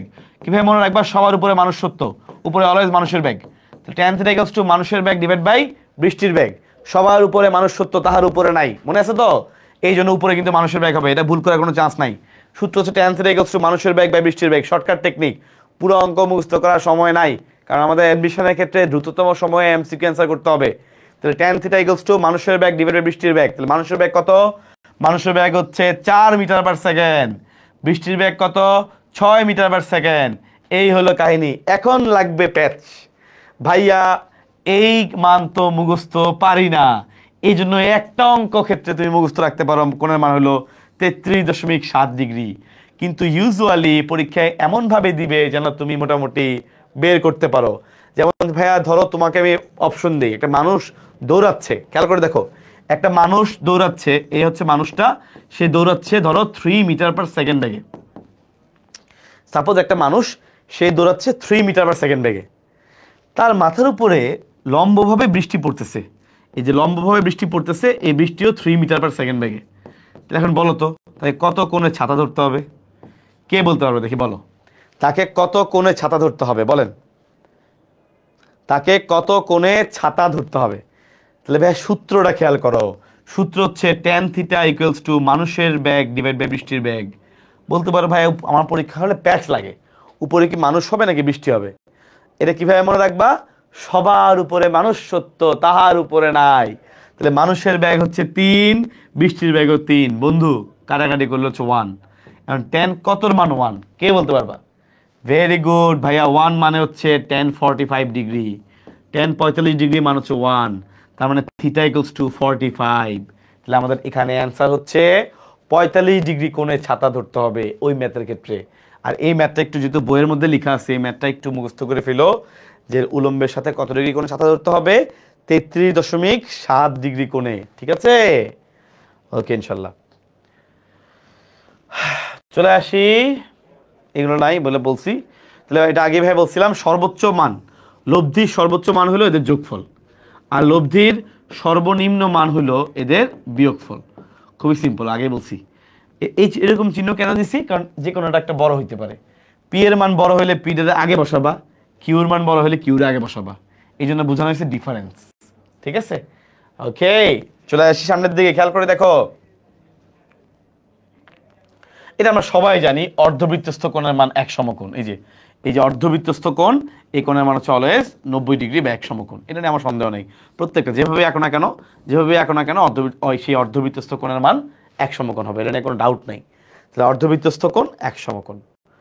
চলে আসি ভাইয়া পরেরটায়, এই যে সংযোজন সূত্র, বাচ্চাকালে পড়া, বন্টন সূত্র মানে গুণ করে দেওয়া, এম ইন্টু ব্র্যাকেটে পি প্লাস কিউ, তার মানে বন্টন করে দিলাম দুই পাশে, দেখো তাহলে M into P M into Q, এটা বাচ্চা পড়া, তুমি দেখলেই বুঝতে পারবা কোনটা বন্টন সূত্র। বন্টন করে দিলাম, এই যে এমটাকে নিয়ে পি এরও বন্টন করলাম, কিউরেও বন্টন করলাম, এটা বন্টন সূত্র। সংযোজন মানে যোগ, এই দুইটার সাথে এর যোগ করা মানে এর সাথে এই দুইটা যোগ করা, একই কথাই। এর সংযোজন, সংযোজন মানে হচ্ছে শুধু যোগের কথা, আর বন্টন মানে হচ্ছে এখানে আসলে গুণের কথা চলে আসবে। বন্টন হচ্ছে এখানে গুণের কথা বোঝাবে, আর সংযোজন বলতে এখানে যোগের কথা বোঝাবে, বুঝতে পারছিস? ওকে, চলে আয় সামনের দিকে। ইয়া বলবো না, বারবার বলা হয়েছে। আচ্ছা, দুইটা ভেক্টরে মনে করো মান সমান এবং অন্তর্ভুক্ত কোণের মান 90 ডিগ্রি, সেক্ষেত্রে লব্ধি কত হবে? খেয়াল করে দেখো, বাচ্চাকালে পড়া। ধরে নিচ্ছি ভাইয়া ভেক্টরের মান হচ্ছে সমান হচ্ছে এ, তাহলে আমরা জানি যদি অন্তর্ভুক্ত কোণ 90 ডিগ্রি হয়, R square equals to P square plus Q square, তাই না? বাকিটা হবে না, কারণ 2p কিউ cos 90, cos 90 মান 0 বাদ। তাহলে P square plus Q square, ধরে নিচ্ছি দুইটাই হচ্ছে পি স্কোয়ার, দুইটা মান যেহেতু সমান, তাহলে 2p স্কোয়ার, তাহলে আর স্কোয়ার সমান 2p স্কোয়ার, তাহলে আর কত হবে? √2 ইন্টু পি। এই যে লব্ধি হবে ওই ভেক্টরের √2 গুণ। যদি দুইটা ভেক্টরের মান সমান হয় এবং মধ্যবর্তী কোণ 90 ডিগ্রি হয়, সেক্ষেত্রে লব্ধি হবে ওই ভেক্টরের √2 গুণ। এইভাবে আমরা ম্যাথ করে ইনশাল্লাহ বের করব। আমরা ইনশাল্লাহ এইভাবে ম্যাথ করে বের করব। সবাই কি এটা বের করতে পারছো? না পারলেও প্যারা নাই, তুমি ইনশাল্লাহ বের করতে পারবা। এই যে সো লব্ধি হবে ওই ভেক্টরের √2 গুণ। তুমি যদি এটা জাস্ট বের করো, তোমার এটা মুখস্থ করা কিছু নাই, এখানে সব কিছুই বের করে অ্যান্সার করতে পারবা। যোজন বিয়োজন আমরা এটা একটু খেয়াল করে দেখবো। দুইটা ভেক্টরের মধ্যবর্তী কোণ যদি 90 ডিগ্রি হয়, ভেক্টর দুইটার যোগফল এবং বিয়োগফলের মান সমান। এটা একটু স্টার্ট দিয়ে মুখস্থ করে ফেলতে হবে। খেয়াল করে দেখো, এখানে দিকে তাকাও। কখন আমি দুইটা ভেক্টরের যোগফল এবং দুইটা ভেক্টরের বিয়োগফল সমান বলবো? যখন তাদের মধ্যবর্তী কোণের মান হবে 90 ডিগ্রি। এই যে তাহলে 90 ডিগ্রি কত ইম্পর্টেন্স, চাইলে তুমি এটা করতে পারো, বের করে দেখো, আমার প্যারা নাই।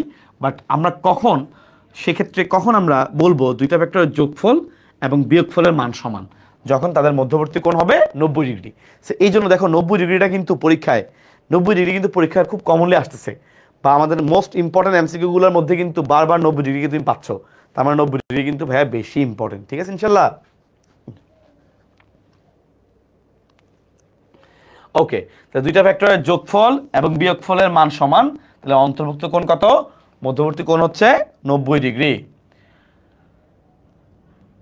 Okay fine. এখানে একটা সুন্দর একটা ম্যাথ আছে, এটা দেখে অনেকে একটু ঘাবড়ে দিতে পারো। এটাও একটা সুন্দর ম্যাথ। এখন বলতে পারো ভাই এত বড় ম্যাথ কি আসবে না? তুমি ম্যাথটার দিকে তাকাও, এটা কিন্তু পরীক্ষায় ম্যাথ করে দেখায়, তবে এমন না। দুইটা ভেক্টর ভাইয়া, একটা vector A vector, B vector, এই দুইটা ভেক্টরকে যোগ করলে পাওয়া যায় সি ভেক্টর। Very good. কিন্তু এর পাশাপাশি আরেকটা শর্ত দেয়া আছে, সেটা হলো যে এই দুইটা ভেক্টরের যে নর্মাল মান, এটা যোগ করলেও পাওয়া যায় সি। এই অবস্থায় ভেক্টর দুইটার মধ্যবর্তী কোণের মান কত? এই অবস্থায় ভেক্টর দুইটার মধ্যবর্তী কোণের মান হচ্ছে 0 ডিগ্রি, কেউ কারো ধরাছোঁয়ার বাইরে। এই জন্য দুইটা ভেক্টরকে যেমনি যোগ করো নর্মাল মানই থাকে। কারণ যদি থিটার কোনো মান থাকতো সেক্ষেত্রে কিন্তু অবশ্যই আমাদের অ্যাঙ্গেলের এই কারণে আমাদের লব্ধির মানটা সব কিছু পাল্টাইতে হবে, যোগফলটা সেম থাকতো না। সো এরা দুইটা ভেক্টর যেহেতু নর্মাল, এমনিতে ভেক্টর রাশি অবস্থায় যোগ করলেও যা, নর্মাল মান যোগ করলেও তা।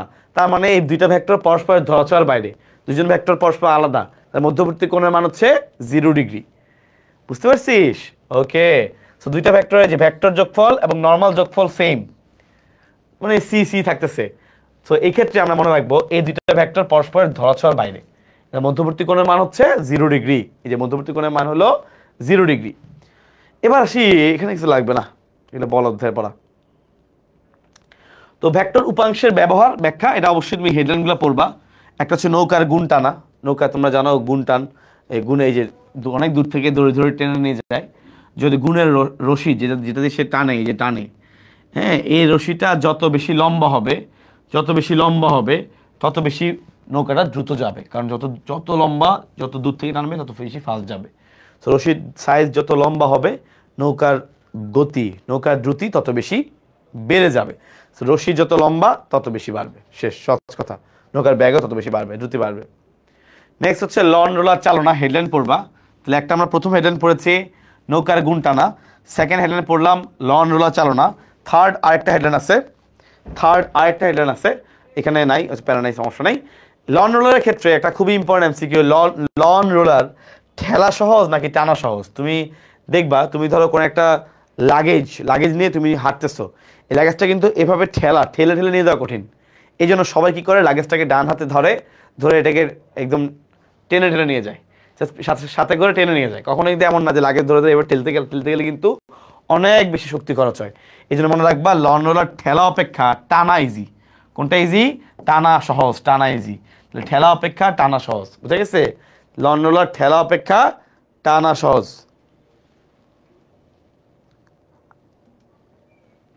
ওকে ভাইয়া, খেয়াল করে দেখো, এখন এগুলো লাগবে না, চলে আসি ভাইয়া সামনের দিকে। বৃষ্টির ফোঁটা চলন্ত গাড়ির সামনের কাচকে ভিজায়, পিছনের কাচকে ভিজায় না। এটা কেন? এটাই তার আপেক্ষিক বেগের কারণে। এটা আপেক্ষিক বেগের থিওরি, ঠিক আছে? Next, very important. পাখি যখন আকাশে উড়ে, পাখি ভেক্টরের কোন সূত্র মেনে চলে? পাখি তো সূত্র পারে না, বাট পাখির সাথে মিলে যায়। পাখি যখন আকাশে উড়ে, পাখির সাথে কোন সূত্র মেনে যায়? ভেক্টরের সামান্তরিক সূত্র। ভালো ইম্পর্টেন্ট, দাগ দিয়ে রাখো। তাহলে পাখি যখন আকাশে উড়ে, পাখি উড়ার সময় ভেক্টরের কোন সূত্র মেনে চলে? উত্তর হচ্ছে ভাইয়া সামান্তরিক সূত্র। তাহলে পাখি উড়ার সময় ভেক্টরের কোন সূত্র মেনে চলে? উত্তর হচ্ছে সামান্তরিক সূত্র।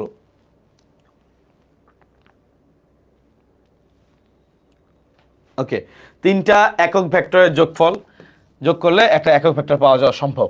তিনটা একক ভেক্টর, যেহেতু এটা ভেক্টরের কাহিনী, সো তিনটা একক ভেক্টর যোগ করলে একটা একক ভেক্টর পাওয়া সম্ভব, পসিবিলিটি আছে।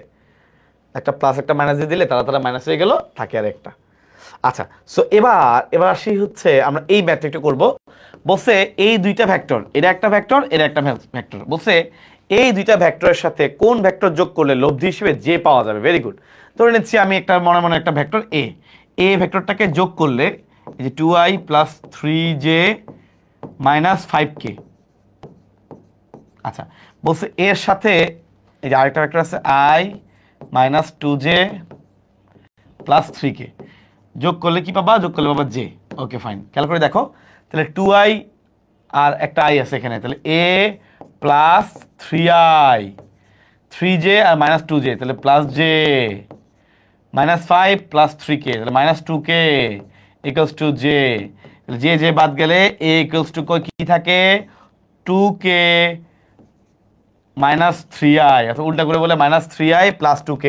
এই দেখো মিলে গেছে, মাইনাস 3i প্লাস 2k। খুবই সিম্পল, খুবই সিম্পল একটা ম্যাথ, ঠিক আছে? জাস্ট যোগ করে দিছি, আর আমি ওই বাংলা নিয়ম অনুযায়ী ছোটবেলার বীজগাণিতিক নিয়ম অনুযায়ী আমি যোগ বিয়োগ করছি। আচ্ছা ইনশাল্লাহ। এখন আসি দেখে আমরা এর আগে ম্যাথ বাদ পড়ছে নাকি চেক করে আসি। না, ঝামেলা নেই, বাদ পড়ে নাই।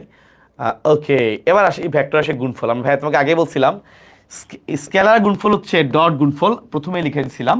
আর ভেক্টর গুণফল হচ্ছে ক্রস গুণফল, বলে দিয়েছিলাম। স্কেলার গুণফল হচ্ছে ডট গুণফল, ভেক্টর গুণফল হচ্ছে ক্রস গুণফল, আগে বলে দিচ্ছিলাম। চলে সামনের দিকে। তো এটা আর আসলে বাড়তি করে বলার প্রয়োজন নাই, খেয়াল করে দেখো দুইটা ভেক্টর আমরা জানি ডট গুণফল মানে কি। ধরো P vector dot Q vector equals to P Q cos theta. এখানে কিন্তু কস থিটা মনে রাখবা, ডটের বেলায় কিন্তু কস থিটা। আর সাইনের বেলায় পি ক্রস কিউ মানে ক্রস গুণফল যেটা, ওটা হলো পি কিউ সাইন থিটা। ওটা হচ্ছে সাইনের হিসাব, sine theta into N cap. তো এই হচ্ছে ভাই হিসাব। তাহলে একটার বেলায় কস থিটা, একটা বেলা সাইন থিটা। এখন তোমার আর এগুলো আমি পড়াবো না, কারণ এখানে তুমি মুখস্থ করে কোনো লাভ নাই। যেটা আসবে পরীক্ষার হলে নিজে বাই করে করবা, যেটা আসবে তুমি পরীক্ষার হলে নিজে বের করে করবা, তাহলে তোমার ইনশাল্লাহ ঝামেলা হবে না। এগুলো তোমার নিজে বের করে করতে হবে, কারণ তুমি জানো কস জিরোর মান, তোমরা সবাই জানো কস জিরোর মান কত, কে বলতে পারবা? সাইন 0 ইকুয়ালস টু 0, কিন্তু কস 0 ইকুয়ালস টু 1। আবার সাইন 90 ইকুয়ালস টু 1, কিন্তু কস 90 হলো 0। এভাবে মান বসাবা। আবার ধরো ভাইয়া কস 180, কস 180 মান হচ্ছে -1। এই যে কস 180 মান হচ্ছে -1, এটা মুখস্থ রাখবা, তাহলে ইনশাল্লাহ ভালো হবে আর কি। এবং এটা -1 লেখা লাগে না, এমনি জানো দুইটা ভেক্টর যদি পরস্পর বিপরীত হয় তখন এদের মধ্যবর্তী কোণের মান হচ্ছে 180, তাই না? এই যে একটা যদি এই বরাবর, একটা যদি এই বরাবর হয়, তখন এদের মধ্যবর্তী কোণের মান হচ্ছে 180। একটা প্লাস হলে একটা মাইনাস হবে, এই জন্য -1 চলে আসে। ওকে, ইনশাল্লাহ পারবা। এবার আসি স্কেলার গুণফলের এই 2 নম্বর পয়েন্টে স্টার্ট দাও। 2 নম্বর পয়েন্টে স্টার্ট দিবা। কেন স্টার্ট দিবা? কারণ এই 2 নম্বর পয়েন্টে একটু কাহিনী। স্কেলার গুণফল বা ডট গুণফল বিনিময় নিয়ম মেনে চলে, অর্থাৎ এ ডট বি যে কথা, বি ডট এ একই কথা। কারণ যেহেতু স্কেলার গুণফল করে ফেললে এটার ভেক্টর থাকে না, স্কেলার রাশি হয়ে যায়। সো তুমি এবার এভাবে লিখো আর এভাবে লিখো, একই কথা। এ ডট বি এবং বি ডট এ একই কথা, কোনো পার্থক্য নাই। কিন্তু কিন্তু কিন্তু যেটা ভেক্টর গুণফল, সেই ভেক্টর গুণফল বা ক্রস গুণফল যেহেতু ওর দিক আছে, এই জন্য সে এই বিনিময় নিয়ম মেনে চলে না। এই জন্য সে এই বিনিময় নিয়ম মেনে চলে না, কারণ তাকে উল্টাইলে তার দিকটা উল্টে যায়, এবং দিক উল্টাইলে তো আর হইল না, দিকটা একই থাকতে হবে। তো এই জন্য সে বিনিময় নিয়ম মেনে চলে না, যেহেতু তার দিক আছে। তাকে তুমি চাইলেই যে উল্টায় লিখবা, এটা সম্ভব না। ওকে, এখন আসি ভাইয়া, এখানে আর তেমন কিছু না। এইটা একটু ভালো করে দাগ দাও, ভেরি ইম্পর্টেন্ট। এই যে আই ডট আই, যেহেতু ডট গুণফল, তাহলে অবশ্যই মানটা তোমার স্কেলার মান, কোনো ভেক্টর রাশি হবে না, স্কেলার মান পাওয়া যাবে। ডট গুণফলে আমরা স্কেলার মান পাই। খেয়াল করে দেখো, I dot I equals to 1, I dot J একই ধরনের রাশি, একই ধরনের অক্ষ বরাবর, সে একক ভেক্টরগুলো গুণ করলে মান 1 পাওয়া যায়। J dot J equals to 1, K cross K equals to 1, ঠিক আছে? ওকে, ঠিক আছে। আর অন্য যেগুলো আছে দুইটা ভিন্ন ধরনের, ধর আই এর সাথে জে, জে এর সাথে আই, জে এর সাথে কে, কে এর সাথে জে, কে এর সাথে আই, আই এর সাথে কে, মানে যে কোনো উল্টাপাল্টা করলে, নিজেদের মধ্যে না করে উল্টাপাল্টা করলে গুণফলের মান হচ্ছে 0। তুমি এটা নিজেরাই করতে পারবে। কেন? কারণ দেখো ভাইয়া, আই এবং আই এই দুইটার মধ্যবর্তী কোণের মান হচ্ছে 0 ডিগ্রি। তুমি আবার সূত্র বসায় দেখো, কস থিটার সূত্র বসায় দেখো, তোমায় অটোমেটিক বুঝবা কস 0 মান তো 1, সেই জন্য এটা মান হয়ে গেছে 1। কিন্তু আই এর সাথে জে দুইটা ভিন্ন, একটা হলো এক্স অক্ষ, একটা ওয়াই অক্ষ, দুইটা অক্ষের মধ্যবর্তী কোণের মান 90 ডিগ্রি। তুমি সূত্র বসাও, কস 90 মান হলো 0, এই জন্য এটা হচ্ছে 0।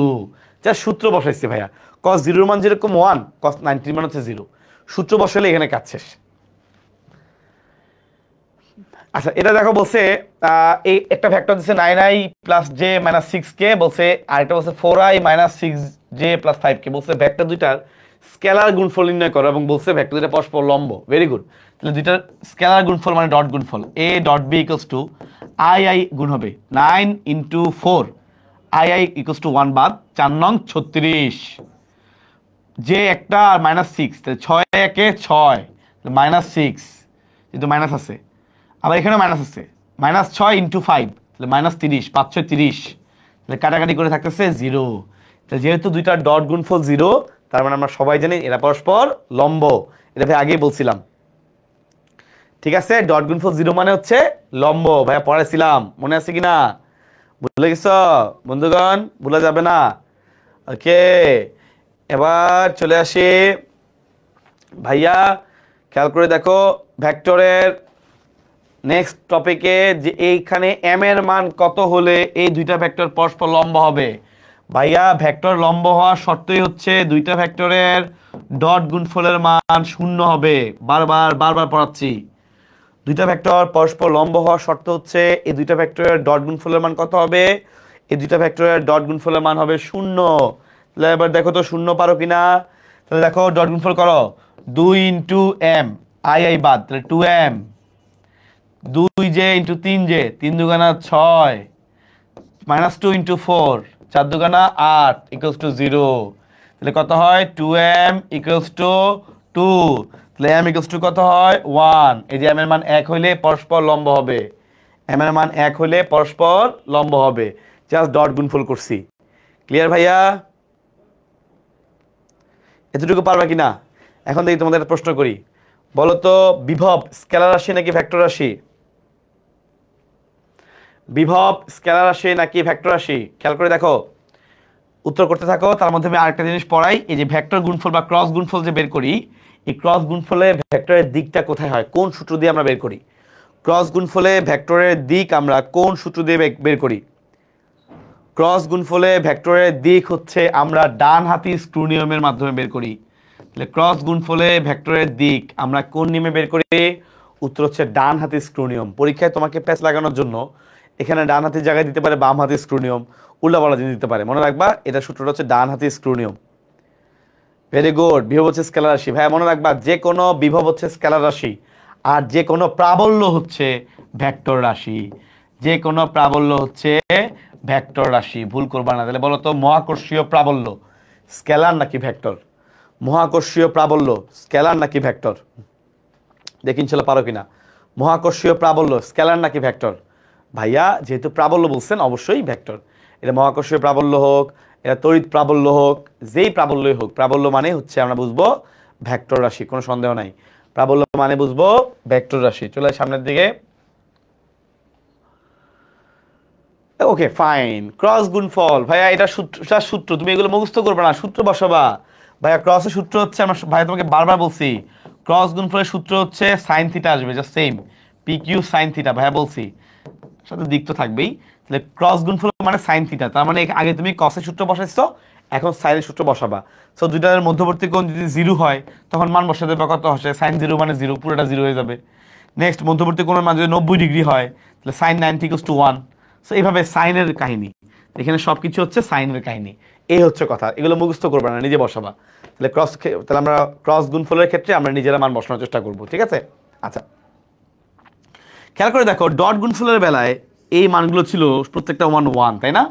আই ডট আই কিংবা জে ডট জে কিংবা কে ডট কে প্রত্যেকটার মান ছিল 1 1, কিন্তু ক্রস গুণফল যখন বলবা I cross K, J cross কে, এদের মান হয়ে যাবে 0।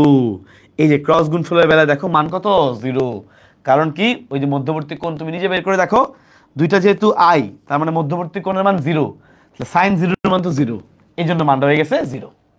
এই যে হয়ে গেল, ঠিক আছে? আচ্ছা I into J equals to K, I J K, ওই যে আমরা এক্স অক্ষ ওয়াই অক্ষ জেড অক্ষ চিন্তা করি, I J equals to K, J K equals to I, K I equals to J, উল্টা হবে আর কি, অন্য একটা যেটা আছে। এই যে তোমাকে 2 নম্বর পয়েন্টে আগে পড়েছিলাম যে ভেক্টর গুণফলের বিনিময় নিয়ম মেনে চলে না।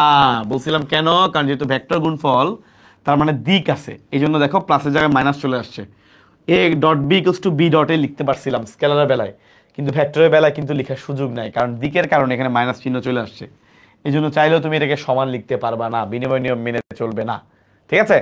আচ্ছা, ইনশাল্লাহ আমি পড়াইছি। আচ্ছা, এইটা একটু ভালো করে স্টার্ট দাও সবাই। এ ডট বি এবং এ ক্রস বি, আরেকটা হচ্ছে এ বি, তারপর দরকার নাই। এরা কিন্তু নিজেরা পরস্পর, তিনটা ফ্যাক্ট, এরা কিন্তু নিজেরা পরস্পরের উপর লম্ব। এ ডট বি এবং এ ক্রস বি তারা নিজেরা কিন্তু পরস্পরের উপর লম্ব, খেয়াল রাখবা, তারা নিজেরা কিন্তু পরস্পরের উপর লম্ব। ওকে, 3 স্টার ইম্পর্টেন্ট একটা এমসিকিউ, 3 স্টার ইম্পর্টেন্ট। এটা কিন্তু শুধু এমসিকিউ না, এটা তোমাদের সিকিউতে আসে। তিনটা ভেক্টর সমতুলীয় হবার শর্ত হচ্ছে দুইজনের ক্রস গুণফলের সাথে একজনের ডট গুণফল শূন্য হবে। তাহলে তিনটা ভেক্টর ক্রস গুণফল, তিনটা ভেক্টর সমতুলীয় হবার শর্ত হচ্ছে দুইজনের ক্রস গুণফলের সাথে আরেকজনের ডট গুণফল শূন্য হবে। সহজ কথায় কি ভাইয়া, তিনটা ভেক্টর ধরে নিলাম, A vector, B vector, C vector. এই তিনটা ভেক্টর সমতুলীয়, মানে একই তলে আছে। এই সমতুলীয় হবার শর্ত হচ্ছে a dot b cross c equals to 0। সমতুলীয় হবার শর্ত হচ্ছে a dot b cross c equals to 0।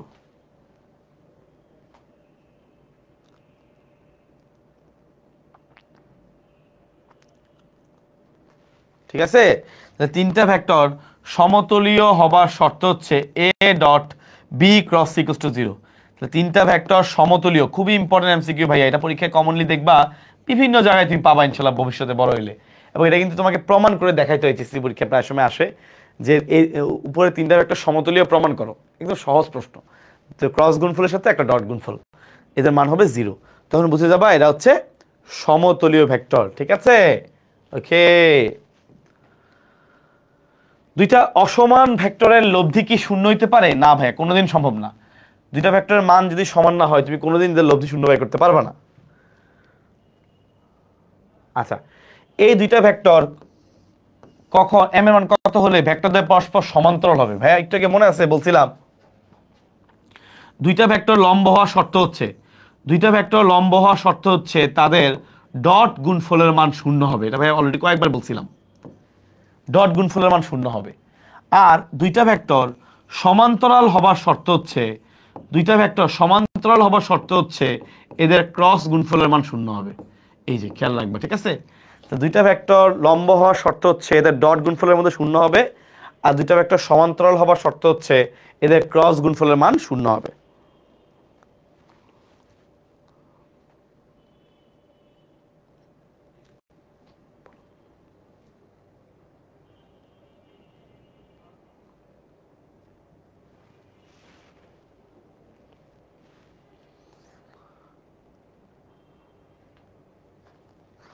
ওকে, ইনশাআল্লাহ গুড। চলে সামনের দিকে ভাইয়া। এই যে এটা তোমাদেরকে ভাই আগেই বলছিলাম, দুইটা ভেক্টরের যোগফল এবং বিয়োগফল সমান হবে যদি এদের মধ্যবর্তী কোণের মান 90 ডিগ্রি হয়। আমি আগেই বলছিলাম। সো তোমার এই প্রমাণ তুমি পড়তে পারো এইচএসসির জন্য, বাট অ্যাডমিশনের এমসিকিউর জন্য, মেডিকেলের জন্য মনে রাখবা একদম ইজিলি। তো দুইটা ভেক্টরের যোগফল এবং বিয়োগফল, এই লব্ধিটা, লব্ধি যোগফল এবং বিয়োগফলের মান সমান হলে এদের মধ্যবর্তী কোণ কত হবে? 90 ডিগ্রি হবে। এটা আগেই বলেছি। ঠিক আছে, চলে আসি পদার্থবিজ্ঞানের ক্যালকুলাস। ভাইয়া ক্যালকুলাস নিয়ে প্রথম এই ডিফারেনশিয়াল ক্যালকুলাস, এই ডিফারেনশিয়াল ক্যালকুলাস প্রথম প্রয়োগ করছেন কোন বিজ্ঞানী? আমাদের সবচেয়ে কমন বিজ্ঞানী। ডিফারেনশিয়াল ক্যালকুলাস প্রয়োগ করেছেন আমাদের কমন বিজ্ঞানীর নাম হচ্ছে তার নিউটন। সর্বপ্রথম ডিফারেনশিয়াল ক্যালকুলাস প্রয়োগ করেন কে? উত্তর হচ্ছে নিউটন। তাহলে সর্বপ্রথম ডিফারেনশিয়াল ক্যালকুলাস প্রয়োগ করেছেন বিজ্ঞানীর নাম হচ্ছে নিউটন, এটা কোনো সন্দেহ নাই। এবার আসি ভাইয়া, দেখো এখানে দুইটা লাইন লেখা আছে, ভাই খেয়াল করে দেখো, তোমরা সবাই জানো ব্যাগ হচ্ছে ডিরিটি অফ এস, তাই না? সরণের এই যে সময়ের সাপেক্ষে ডিফারেন্সিয়েশন, সময়ের সাপেক্ষে সরণের ডিফারেন্সিয়েশনকে বলা হয় ব্যাগ, এটা আমরা সবাই জানি। আর ত্বরণ মানে হচ্ছে, ত্বরণ মানে হচ্ছে সময়ের সাপেক্ষে ব্যাগের ডিফারেন্সিয়েশন। সময়ের সাপেক্ষে ব্যাগের ডিফারেন্সিয়েশনকে বলা হয় ত্বরণ, সময়ের সাপেক্ষে দূরত্বের ডিফারেন্সিয়েশন, সময়ের সাপেক্ষে সরণের ডিফারেন্সিয়েশনকে বলা হয় ব্যাগ। এই হচ্ছে সিম্পল কথা। এটা আমরা যখন আমরা ছোটবেলায় ব্যাগের মান এবং ত্বরণের মান বের করি তখনই হয়তো আমরা করেছি, তাই না ভাইয়া? ওকে,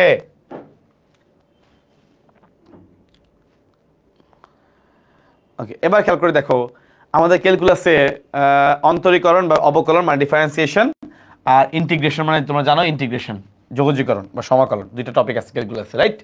চলে আসি very important vector differential operator. Operator মানে কি? অপারেটর মানে হচ্ছে যাদের মাধ্যমে যে সকল প্রকাশক চিহ্ন যাদের মাধ্যমে একটা রাশিকে অন্য একটা রাশিতে রূপান্তরিত করা যায়, যাদের মাধ্যমে আমরা একটা রাশিকে অন্য একটা রাশিতে রূপান্তর করতে পারি, এদের নির্দিষ্ট কোনো মান নাই। এদের মাধ্যমে আমরা একটা থেকে আরেকটায় কনভার্ট করি, এদের মাধ্যমে আমরা একটা থেকে আরেকটা পাই, এটাই হচ্ছে ভাইয়া অপারেটর। এরা অপারেট করে, এদের নিজস্ব কোনো মান নাই, এদেরকে ব্যবহার করে আমরা একটা থেকে আরেকটা মান বের করি, পরিবর্তন করি রাশিটাকে। এই যে প্রথমেই দেখো ভেক্টর ডিফারেন্সিয়াল অপারেটর, এটা অপর নাম হচ্ছে নেবলা। ভেক্টর ডিফারেন্সিয়াল অপারেটরের অপর নাম কি? অপর নাম হচ্ছে নেবলা। এখন আসি এটার নামকরণ কে করছে? ভাইয়া ভেক্টর ডিফারেন্সিয়াল অপারেটর এটা প্রথম আবিষ্কার করছেন, আমার নাম হামিম ভাইয়ের সাথে মিল রেখে মনে রাখতে পারো, হ্যামিল্টন। হ্যামিল্টন। তাহলে ভেক্টর ডিফারেন্সিয়াল অপারেটর আবিষ্কার করছে কে? উত্তর হচ্ছে হ্যামিল্টন। তাহলে ভেক্টর ডিফারেন্সিয়াল অপারেটর আবিষ্কার করছে কে? উত্তর হচ্ছে ভাইয়া হ্যামিল্টন। তাহলে ভেক্টর ডিফারেন্সিয়াল অপারেটর আবিষ্কার করেছেন কে? উত্তর হচ্ছে হ্যামিল্টন।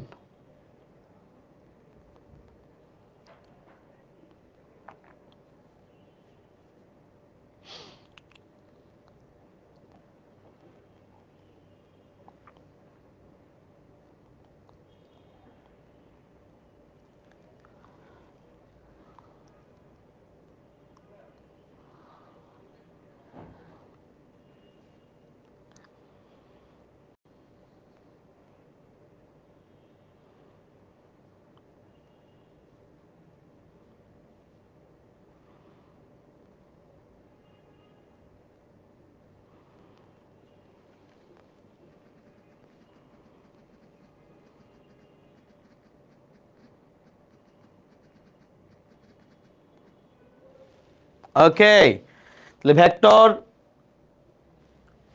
ডিফারেন্সিয়াল অপারেটর এটা আবিষ্কার করছে হ্যামিল্টন। এখন খেয়াল করে দেখো এটাকে ডেল নামকরণ করছে কে? বিজ্ঞানী গিবস।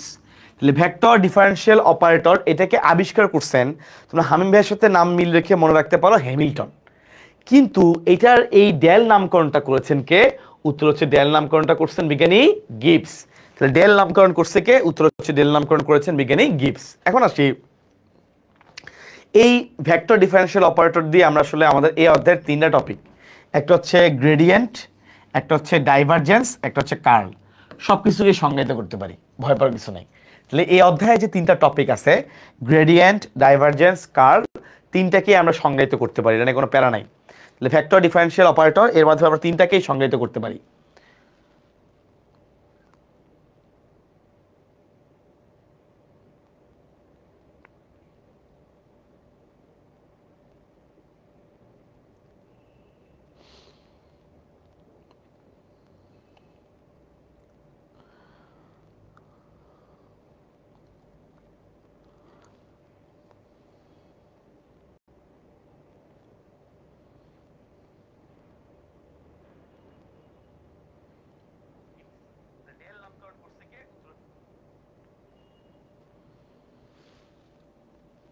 ওকে, চলে আসি ভাইয়া সামনের দিকে। এইটা আসবে স্কেলার ক্ষেত্র, এটা ভাই অলরেডি পড়ে ফেলছি। নর্মালি আমরা ঘনত্ব, উষ্ণতা, বিভব ভাই আগে পড়েছি, এগুলো সব স্কেলার। আর এটা পড়েছিলাম প্রাবল্য বললেই ভেক্টর রাশি, তোমাদেরকে মনে আছে ভাই? কিছুক্ষণ আগেই বলেছিলাম প্রাবল্য বললেই সেটা হবে ভেক্টর রাশি, এটা নিয়ে কোনো সন্দেহ নাই, কোনো দ্বিতীয় কোনো কথা নাই। সো যারা ভেক্টর রাশি ওদের ভেক্টর ক্ষেত্র, ওদের সাথে সংশ্লিষ্ট গুণটাই হচ্ছে ভেক্টর। আর যারা স্কেলার ক্ষেত্র, এগুলো তোমার আর ঝামেলা ইনশাল্লাহ হবে না, সিম্পল। প্রাবল্য বললেই ভেক্টর রাশি। এখন আসি গ্রেডিয়েন্ট কি? গ্রেডিয়েন্ট হচ্ছে একটা ভেক্টর ক্ষেত্র যেটা স্কেলার রাশির সর্বাধিক বৃদ্ধির হার প্রকাশ করে। গ্রেডিয়েন্ট নিজে কি? দেখো ভাইয়া গ্রেডিয়েন্ট নিজে হচ্ছে একটা ভেক্টর রাশি। এই যে দেখো স্কেলার রাশির গ্রেডিয়েন্ট সে নিজে আসলে একটা ভেক্টর রাশি। তাহলে কোনো স্কেলার রাশির যখন আমরা গ্রেডিয়েন্ট বের করব এটা ভেক্টর হয়ে যাবে। তাহলে কোনো একটা স্কেলার রাশির যখন আমরা গ্রেডিয়েন্ট বের করব এটা হয়ে যাবে ভেক্টর রাশি। তাহলে কোনো স্কেলার রাশির গ্রেডিয়েন্ট হচ্ছে একটা ভেক্টর ক্ষেত্র এবং নিজে হচ্ছে একটা ভেক্টর রাশি, ভেরি ইম্পর্টেন্ট। এবার আসি এই গ্রেডিয়েন্টের কাজ কি? সে স্কেলার রাশির সে কি কাজ করে, সে কি প্রকাশ করে? সর্বাধিক বৃদ্ধির হার। তাহলে কোনো একটা স্কেলার রাশির খেয়াল করো, কোনো ভেক্টর রাশির মান এই যে গ্রেডিয়েন্টের মান ওই স্কেলার রাশির সর্বাধিক বৃদ্ধির হারের সমান। স্কেলার রাশির সর্বাধিক বৃদ্ধির হার প্রকাশ করে।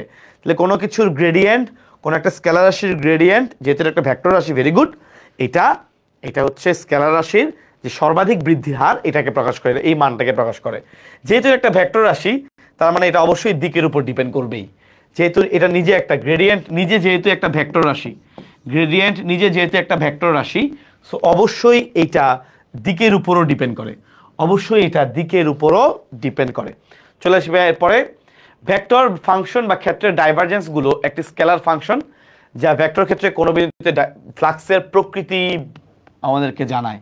খুবই ইম্পর্টেন্ট, দাগ দাও ফ্লাক্সের প্রকৃতি। তাহলে খেয়াল করে দেখো দুইটা জিনিস, একটা হচ্ছে ডাইভারজেন্স, সে কি স্কেলার রাশি নাকি ভেক্টর রাশি? ভাই মনে রাখবা ডাইভারজেন্স হচ্ছে একটা স্কেলার রাশি, স্কেলার ফাংশন।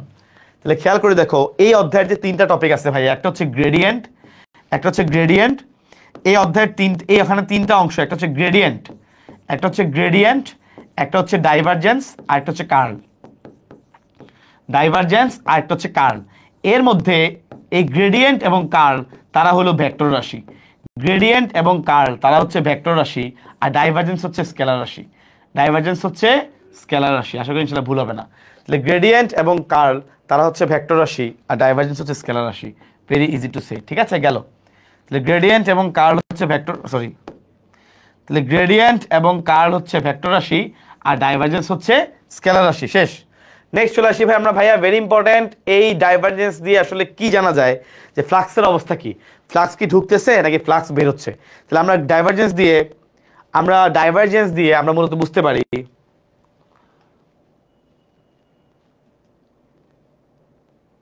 তাহলে ভাই খেয়াল করে দেখো, আমরা ডাইভারজেন্স দিয়ে আমরা মূলত বুঝতে পারি ফ্লাক্সের অবস্থা। খেয়াল করে দেখো, যদি এমন হয় ফ্লাক্স বের হচ্ছে, এই দেখো ফ্লাক্স বের হচ্ছে, ফ্লাক্স বের হচ্ছে, চারপাশে বড় হচ্ছে, দেখছো চারপাশে বড় হচ্ছে, চারপাশে দিয়ে বড় হচ্ছে, তাহলে খেয়াল করে দেখো ভাইয়া, এই যে খেয়াল করে দেখো, যদি আমরা এটা চারপাশে যদি আমরা বের হচ্ছে, বড় হচ্ছে, মানে পজিটিভ, তাহলে ধনাত্মক, ধনাত্মক ডাইভারজেন্স কখন বুঝবো?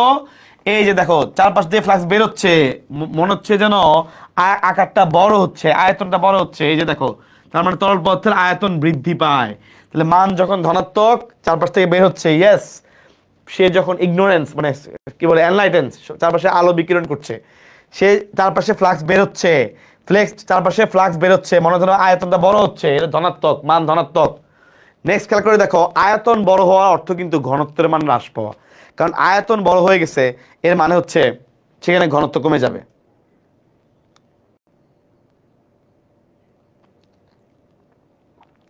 হামিল্টন বলে কি যে বলে, তার মানে ভাইয়া এটা আমরা সবাই জানি, আয়তন বড় হওয়া মানে ঘনত্ব কমে যাওয়া, আয়তন কমে যাওয়া মানে ঘনত্ব বেড়ে যাওয়া। চাপাই দিলা, আয়তন কমাই দিলা, ঘনত্ব অনেক বেশি বেড়ে যাবে। Okay fine. খেয়াল করে দেখো, মান ঋণাত্মক মানে উল্টা, চারপাশ থেকে যখন ফ্লাক্স ভিতরের দিকে ঢুকতেছে, এর হচ্ছে ঋণাত্মক মান, ঋণাত্মক ডাইভারজেন্স। চারপাশ থেকে ফ্লাক্স ভিতরের দিকে ঢুকতেছে, ঋণাত্মক ডাইভারজেন্স। তার মানে এখানে আয়তন কিন্তু সংকোচন হচ্ছে, আয়তন কমে যাচ্ছে, আয়তন সংকোচন হচ্ছে, কমে যাচ্ছে। আয়তন কমলে ঘনত্ব বাড়ে, কারণ ছোট জায়গায় চাপাই ফেলছো, তাহলে ঘনত্ব বাড়বে। তাহলে আয়তন কমানো মানে ঘনত্ব বেড়ে যাওয়া, ঘনত্ব বৃদ্ধি পাইছে। Very good. এবার আসি ভাইয়া, মান শূন্য হবে কখন?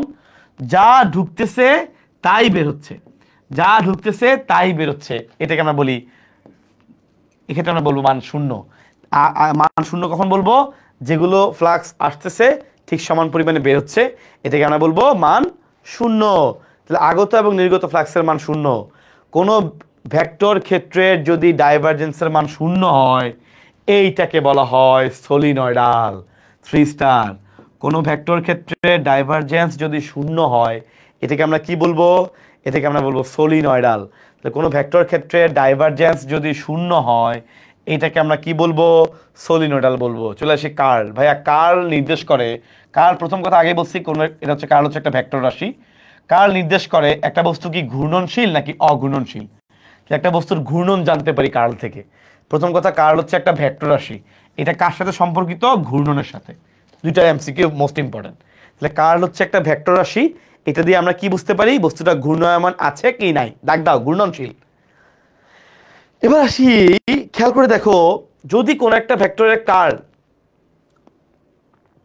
এই যে কোনো ভেক্টরের ক্ষেত্রে কার্লের নতিমাত্রা বা কার্লের ডাইভারজেন্স শূন্য, দাগে রাখো, ভেরি ইম্পর্টেন্ট। এই যে এটা দাগ দিয়ে রাখো, এই যে del dot del cross v equals to 0, del dot del cross V.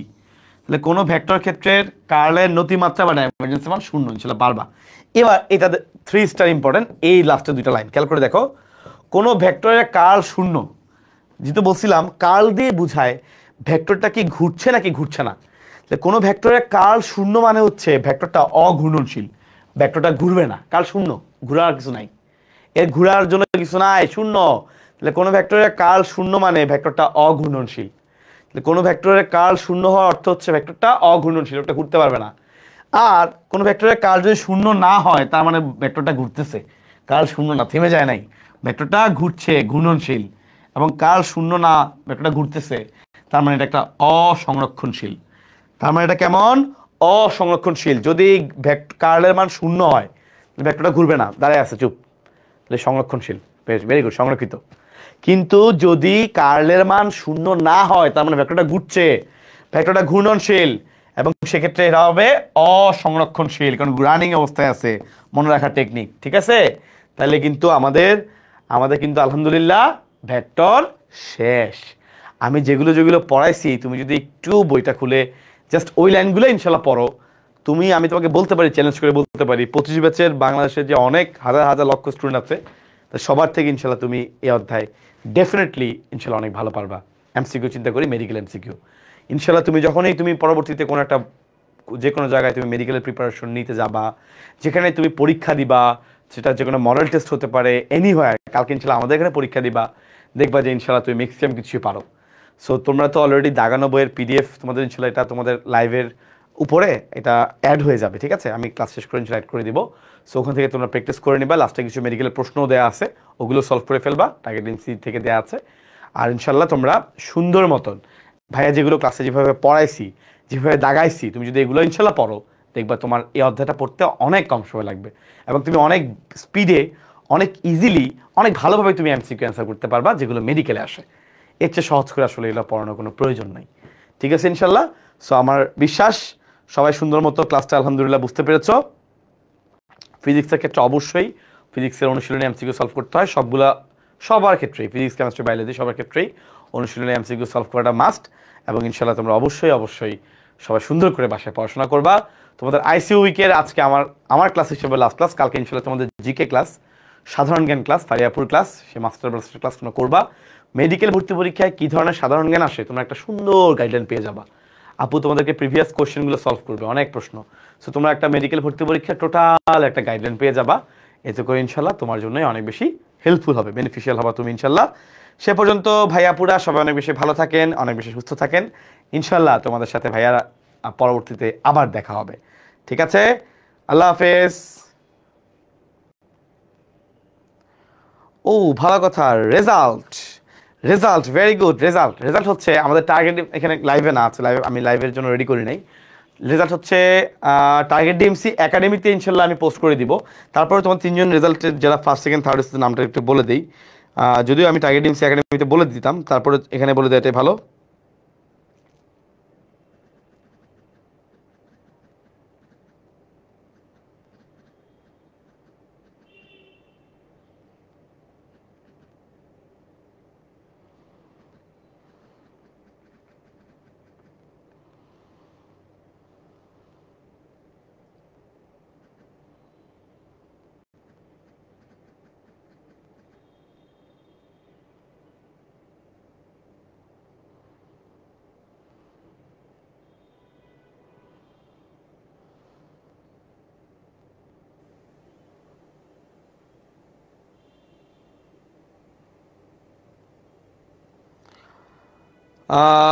Wait, তোমাদের রেজাল্টটা একটু জানাই দিই।